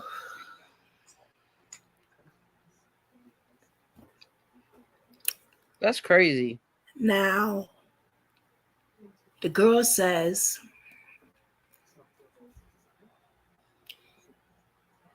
she thought she knew him, but she don't know him at all. Yeah. Because she didn't know that he had an Instagram account or Facebook page or some shit she was saying. I don't know. But she was kind of disappointed with that. But basically, she was not posting any missing stuff about him until recently, all of a sudden. She posts like one thing. But before, she hasn't posted shit.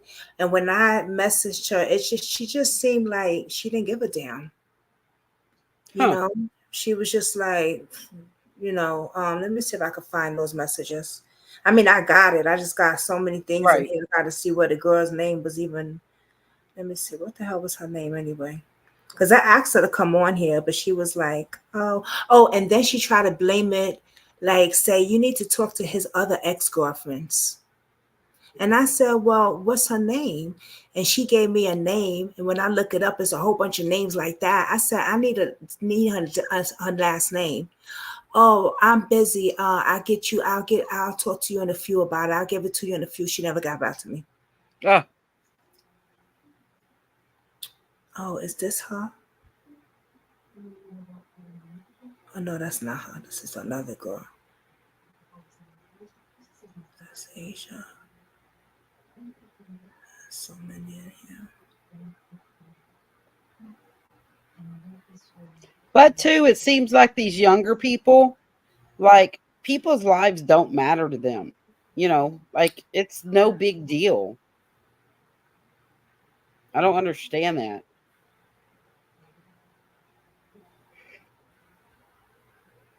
Yeah, but he has been missing. There's a case. Now this one, Marine, okay? This one is a Marine. I wonder if you heard about this.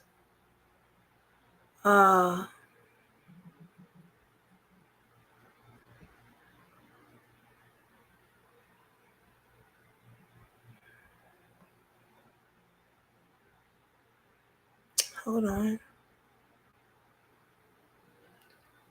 Her sister, Denisha. I'm going to see if, because I really want to play this on YouTube. I hope it don't act up. Let me see. Hold on. I covered this also.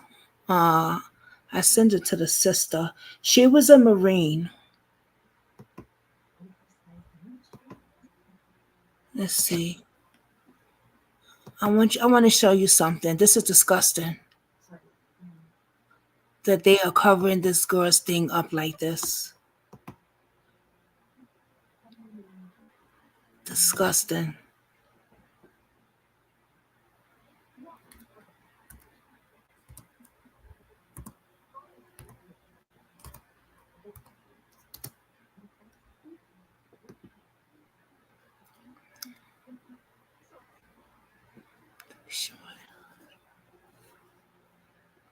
Okay, hold on. Let me just show you something.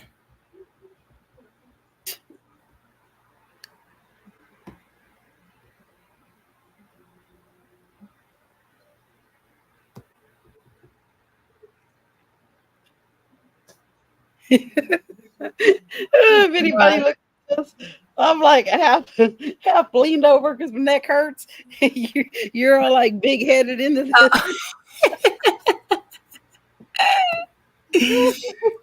Oh my God. You see forehead. I know. Look, I don't know why I be doing like, oh. You look like an old person trying to figure it out. Oh my gosh. Yeah, we are like, it's like almost 12 o'clock and we still rocking. Very sad. So she goes, she in the army. That's she what was. screws up. Now Listen I to got this. like it's all crinkly. It was July 19th. She had serious bruises, open wounds on her body. I just want to control. Look what they did. Holy crap. In this 12-minute video call with her family, she said she went with a group of military police officers from her unit off base to a water park, said they had been drinking, and on the car ride back, they assaulted her. On this episode of Black Girl Gone, I tell the story of 27-year-old Private First Class Denisha Montgomery Smith, who was found dead on April 9th, 2022. Denisha was stationed in Germany as a member of the Army's military police. But not long after her arrival, she alleged that she was assaulted by 4 fellow officers. 21 days later, Denisha was found dead inside a closet in the barracks.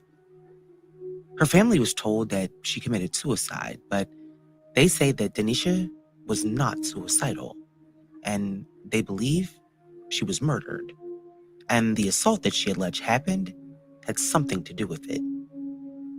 Since her death, her family has been demanding answers and justice for her. What really happened on August 9th, 2022? This is Denisha's story. When I first heard about Denisha's story on TikTok, her sister Brooklyn posted a video asking for help spreading information about her sister's suspicious death. Since her death, her family has been on a journey to get justice for Denisha, who they believe, without a doubt, was murdered. Despite the military ruling her death a suicide, Denisha's story reminds me in many ways of Lavina Johnson's story. If you remember, Lavina was also in the military, and she was found shot to death on an army base, and her death was also ruled a suicide, despite compelling evidence that Lavina was possibly murdered. They both were also stationed overseas. The more recent story of the murder of Vanessa Guillen has shown a light on how reports of harassment and assaults are handled by the military and exposed the multitude of failures that have been systemic throughout the various branches of the military.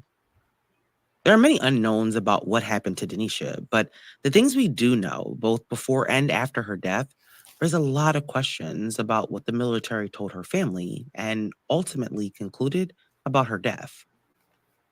When Denisha enlisted in the Army in 2021, she was a married mother of 3 who wanted to help create a better life for her family. Yeah. Originally from Elizabethtown, Kentucky, her mother, Heather Clark, said that Denisha joined the military because she had always been interested in forensics and had dreams of becoming an Elizabethtown police officer. She was using the military for experience to help her with her career once she returned home. Her mom told a local paper, quote, Denisha had a love for her town and her community, and that's why she wanted to be a police officer for Elizabethtown Police Department eventually. She wanted to make it a better place for everybody. The people who knew Denisha best said that she was someone who always wanted to help people, especially her community. But her 3 boys were her world, and everything that she was trying to accomplish in her young life was for them. By all accounts, Denisha was a happy, loving mother and wife. Her husband, Josh Smith, said that his wife was like a quote-unquote perfect person, and that's why he married her. For Denisha, joining the military was a step in her journey, but she wasn't the first or only person in her family who was in the military. She actually came from a military family. Her sister Brooklyn was also in the Army, and an aunt of hers had been awarded a Purple Heart. As she began her own military career, Denisha was excited to start this new chapter of her life. Her husband said that she just wanted her family to be proud of her. After her enlistment in January 2021, she was assigned to the 139th Military Police Company.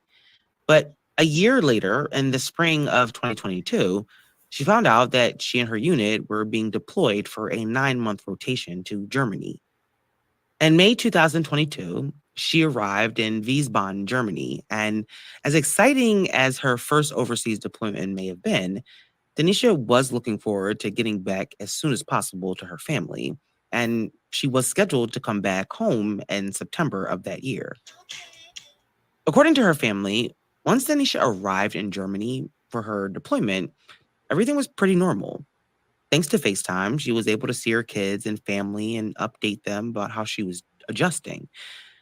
But everything changed on July 19th, 2022. Less than 2 months after Denisha arrived in Germany, her family received a disturbing FaceTime call from her. She was very upset and asked her family to record what she was about to tell them in case something happened to her. In the video recording that's about 12 minutes long, Denisha details an assault that she alleged happened at the hands of her fellow soldiers that she was deployed with. She said the assault took place on her day off after a group of them decided to go to a water park. Denisha and 4 other soldiers who were also members of the military police spent the day at the park drinking and riding rides, but on their way back, something happened. What exactly happened next or why isn't clear, but according to Denisha in that recorded call, on the way back to their barracks, the people she was with began attacking her. They choked me out like they did. They was doing me in the car. I kept telling them, I was like, I can't breathe. I was like, I can't breathe. I was gasping for air. I was like, bro, I ain't never been so scared in my life. I legit I thought I was going to die in the car, bro. During that call, Denisha shows her family the bruises that she had all over her body and what looked like a puncture wound on her shoulder. Denisha was clearly afraid, but she was also worried about Army leadership. She told her family that she no longer trusted them, but she did tell them that she was going to report the assault. I'm going to talk to CID tomorrow. And what? Tell them that you just want to get out, or what? I'm telling them that I don't want to be here no more. I'll do whatever I have to do, Mom. I'm coming. I can't be here no more. I don't trust them. I don't trust my leadership. I don't want to be here with none of them no more. The information Denisha's family was receiving from her was disturbing, and they said that they had never seen her so scared. They knew based on the bruises and her demeanor that something had definitely happened to her, and they were rightfully worried about her. While they were on the phone with her, her family also called the Red Cross to report the assault. Denisha told her family that she was planning to report the assault to the Army's Criminal Investigation Department. And she had her bags packed. She was ready to get the hell up out of there. This girl did not commit suicide. This is bullshit. This is so messed up how they did her. And there's another video of the assault happening inside a car. What? Yes. Them like holding her down and some other stuff. I'm gonna put that up too. I did a video on her too, and I reached out to the I gave it to the sister. Right. And, wow. This is messed up because now you know what's crazy is because it's not even only happening to her. I had no idea how it's happening to so many soldiers. Uh-huh. And the girls, the females aren't, it's not just the females. But the military is going to cover it up. That's the thing. Like, we don't know half the crap that goes on through there. That's so sick and they probably did sexually assault her. It's crazy. And the thing is, her roommate was having sex with, the head person or something like that, I think, allegedly. Oh, dang. So, yeah. So it was said that I'm not sure if she was going to say something or I don't know what was going on, but they said that the cameras was down in the room and it was a whole bunch of shit, but it's crazy, man. Like, they did this girl so wrong. All she wanted to do was come home to her family. Right. Department. Now, although she was suspicious of leadership at that point, she knew that she needed to report the assault. But when she went to speak to the CID, she was told that she herself would be charged with assault. The day after that FaceTime call with her family, Denisha texted her uncle and told him that the CID said, quote, "They told me if I reported an assault, I'll be charged with assault too, because I mushed the female and bit the male that was choking me." Which is ridiculous, because if she was being attacked, then she would have the right to defend herself. Right. So why would she be charged with assault? Also, at the time, she was the only one reporting the assault. So at the least, an investigation should have been launched. But Denisha told her uncle that she was told that there is no self-defense in the military. And so instead of encouraging her to report the alleged assault so they could investigate, the CID brushed Denisha's concerns aside. And so out of fear of retaliation, Denisha did not make a formal complaint. Women being assaulted both sexually and physically in the military has been a long-standing issue. And while these issues also affect men who serve, most of the victims are women. And most women who are assaulted do not report the attacks out of fear that they will be retaliated against. Right. Women make up a smaller percentage of the military, and in a male-dominated environment, misogyny and sexism often rear its ugly head. I mean, even Denisha, prior to reporting the assault, was suspicious of her leadership. When she spoke to her family on the 21st, Denisha was determined to leave Germany. She was scared and she didn't trust the people that she was with. But being in the army meant that she couldn't just pack up and leave without permission.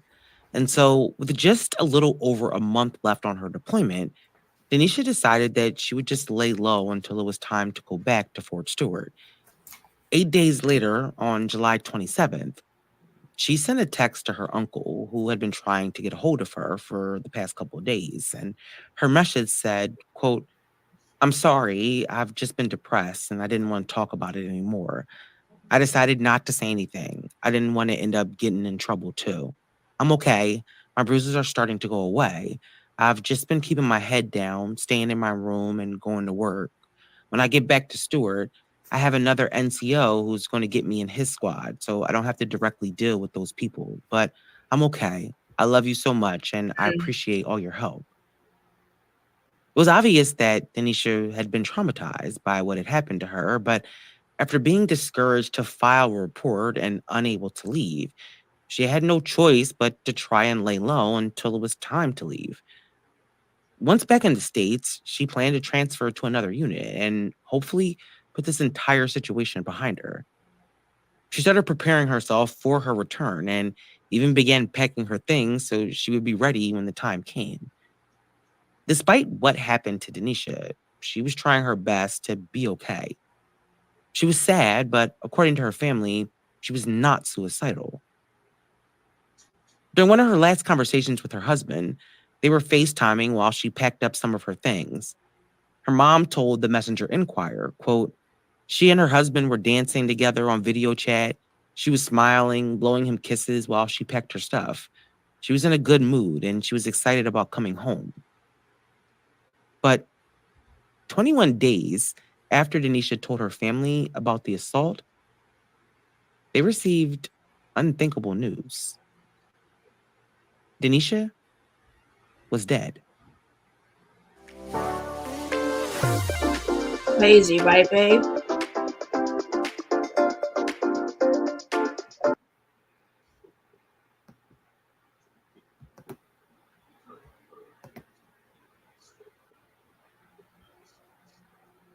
Mm. 27-year-old Denisha Montgomery Smith was stationed in Germany during her deployment with the U.S. Army when she told her family that 4 fellow soldiers assaulted her.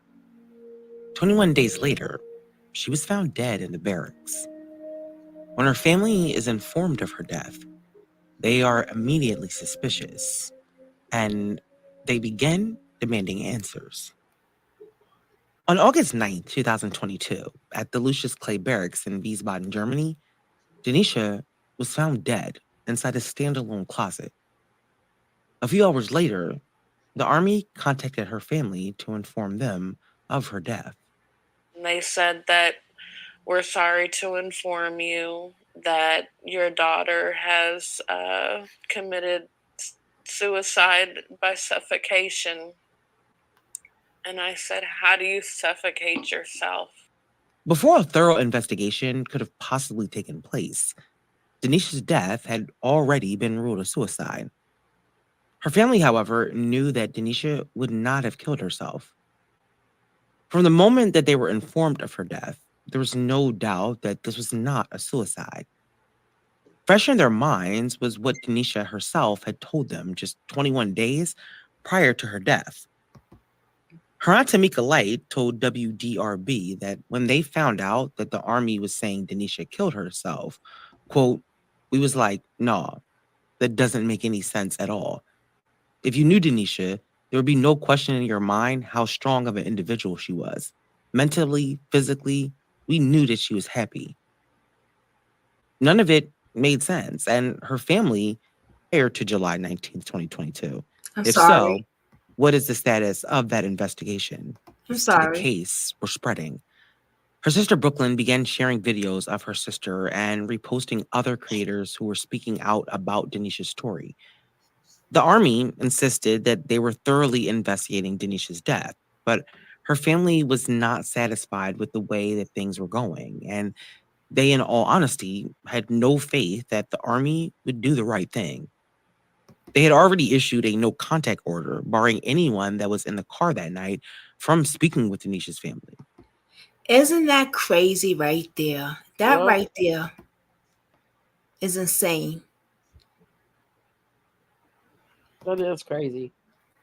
But I just wanted to show you a little bit about that case right there. Yeah. Yeah, that definitely needs to get out there. Her sister is pushing it, and pushing it. What I did find out is she was in the army. It goes like through the family. Right. You know what I mean? So yeah, I was like, oh shoot, wow. The sister was in there. I think the aunt or somebody like that was in there, the army. So Oh, it's wow. like the family, yeah. So they know how that works or whatever. Yeah, no, I mean her family. She has Right. family that was through the army, yeah. So that's pretty good. You know what I mean? Like, and it's fucked up that you see her family, going through the army and doing this amazing stuff, and she's like, oh, I want to do that too. And look where they and her own people's, Right.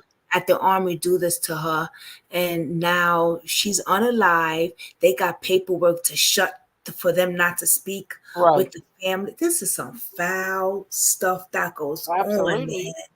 It's just some foul stuff, man. That's just crazy. I was looking at my notebook and I crossed out the cases that we did talk about. Right. I wanted to talk about more, but I'm going to end it now because it is late. Right. It's what, midnight, and you're at your It is late, but I want to say thank you so much. And I want to do this more with you. Heck yeah.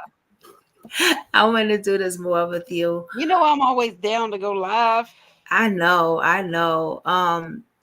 And I know Unsolved be telling me we got to keep doing this more, more often than just like once every year. Right. You know what I'm saying? Getting us together like this and putting cases out there. So maybe do once a month and let everybody kind of and get a routine, right? Get a routine going so people know, like, okay, they on steady with it. Right. Got you. Yeah. I was trying to do it for voices, like, every Saturday or Sunday or some crap. But I don't like going by myself, so I don't go. I didn't know that. Yep. Oh, I was okay. trying to do that like months ago, and then I just didn't do it. Oh, I didn't know. I sure would have popped on there. Right. Sure. Like, I ain't got enough followers for all that. How the heck you supposed to get them when you don't go live? Huh?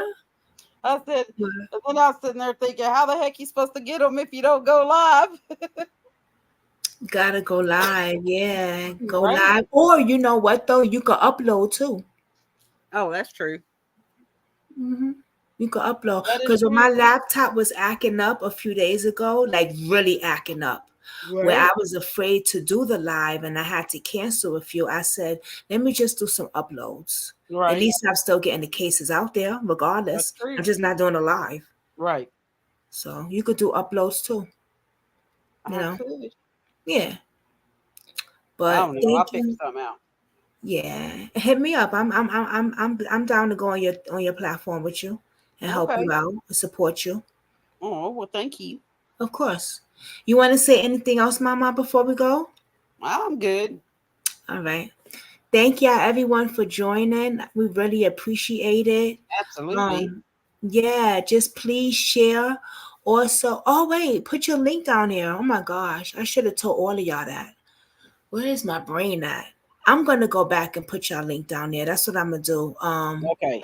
Yeah, I'll do it. I'm gonna go back and put all of y'all links down in my YouTube thing. Oh, okay. Go to YouTube, so when people look at the video, they'll see y'all links. Right. Yeah. So yeah, I'm gonna do that. There's a couple that I haven't found or whatever that I want to follow.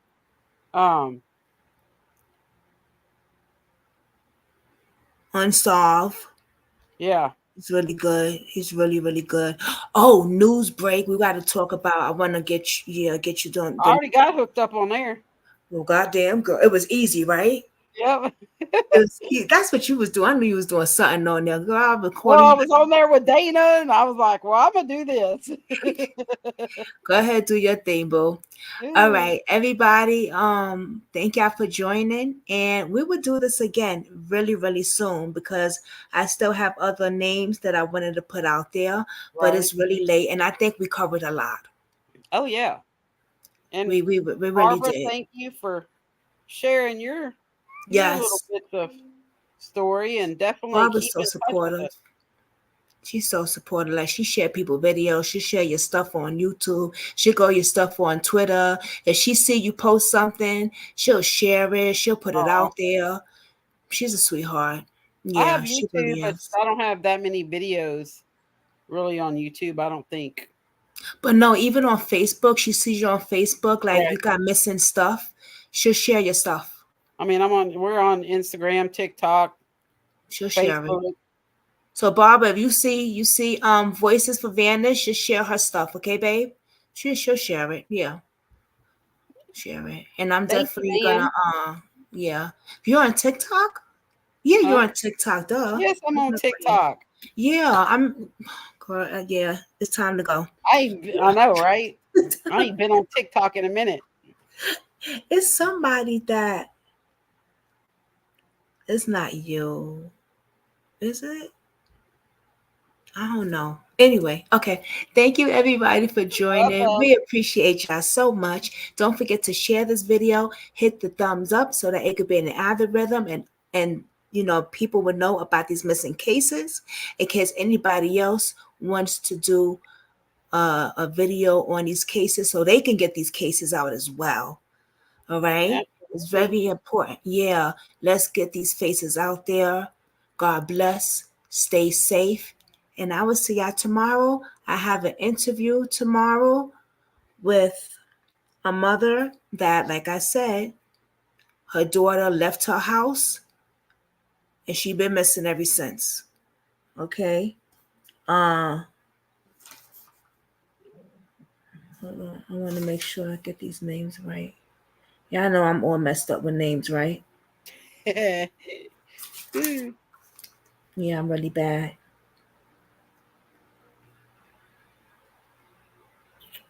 Hold on, y'all, before I get off, because at least I want to say her name. I just said her name, though. Right? Yeah, we just said her name. Rochelle Hammond. Rochelle Hammond. Yes. Her daughter. So join tomorrow and show the mother support. And if you can, everyone. If not, it's okay. Just share the video and be safe out there. All right, guys? Good night. Bye. Bye-bye. Bye. Bye.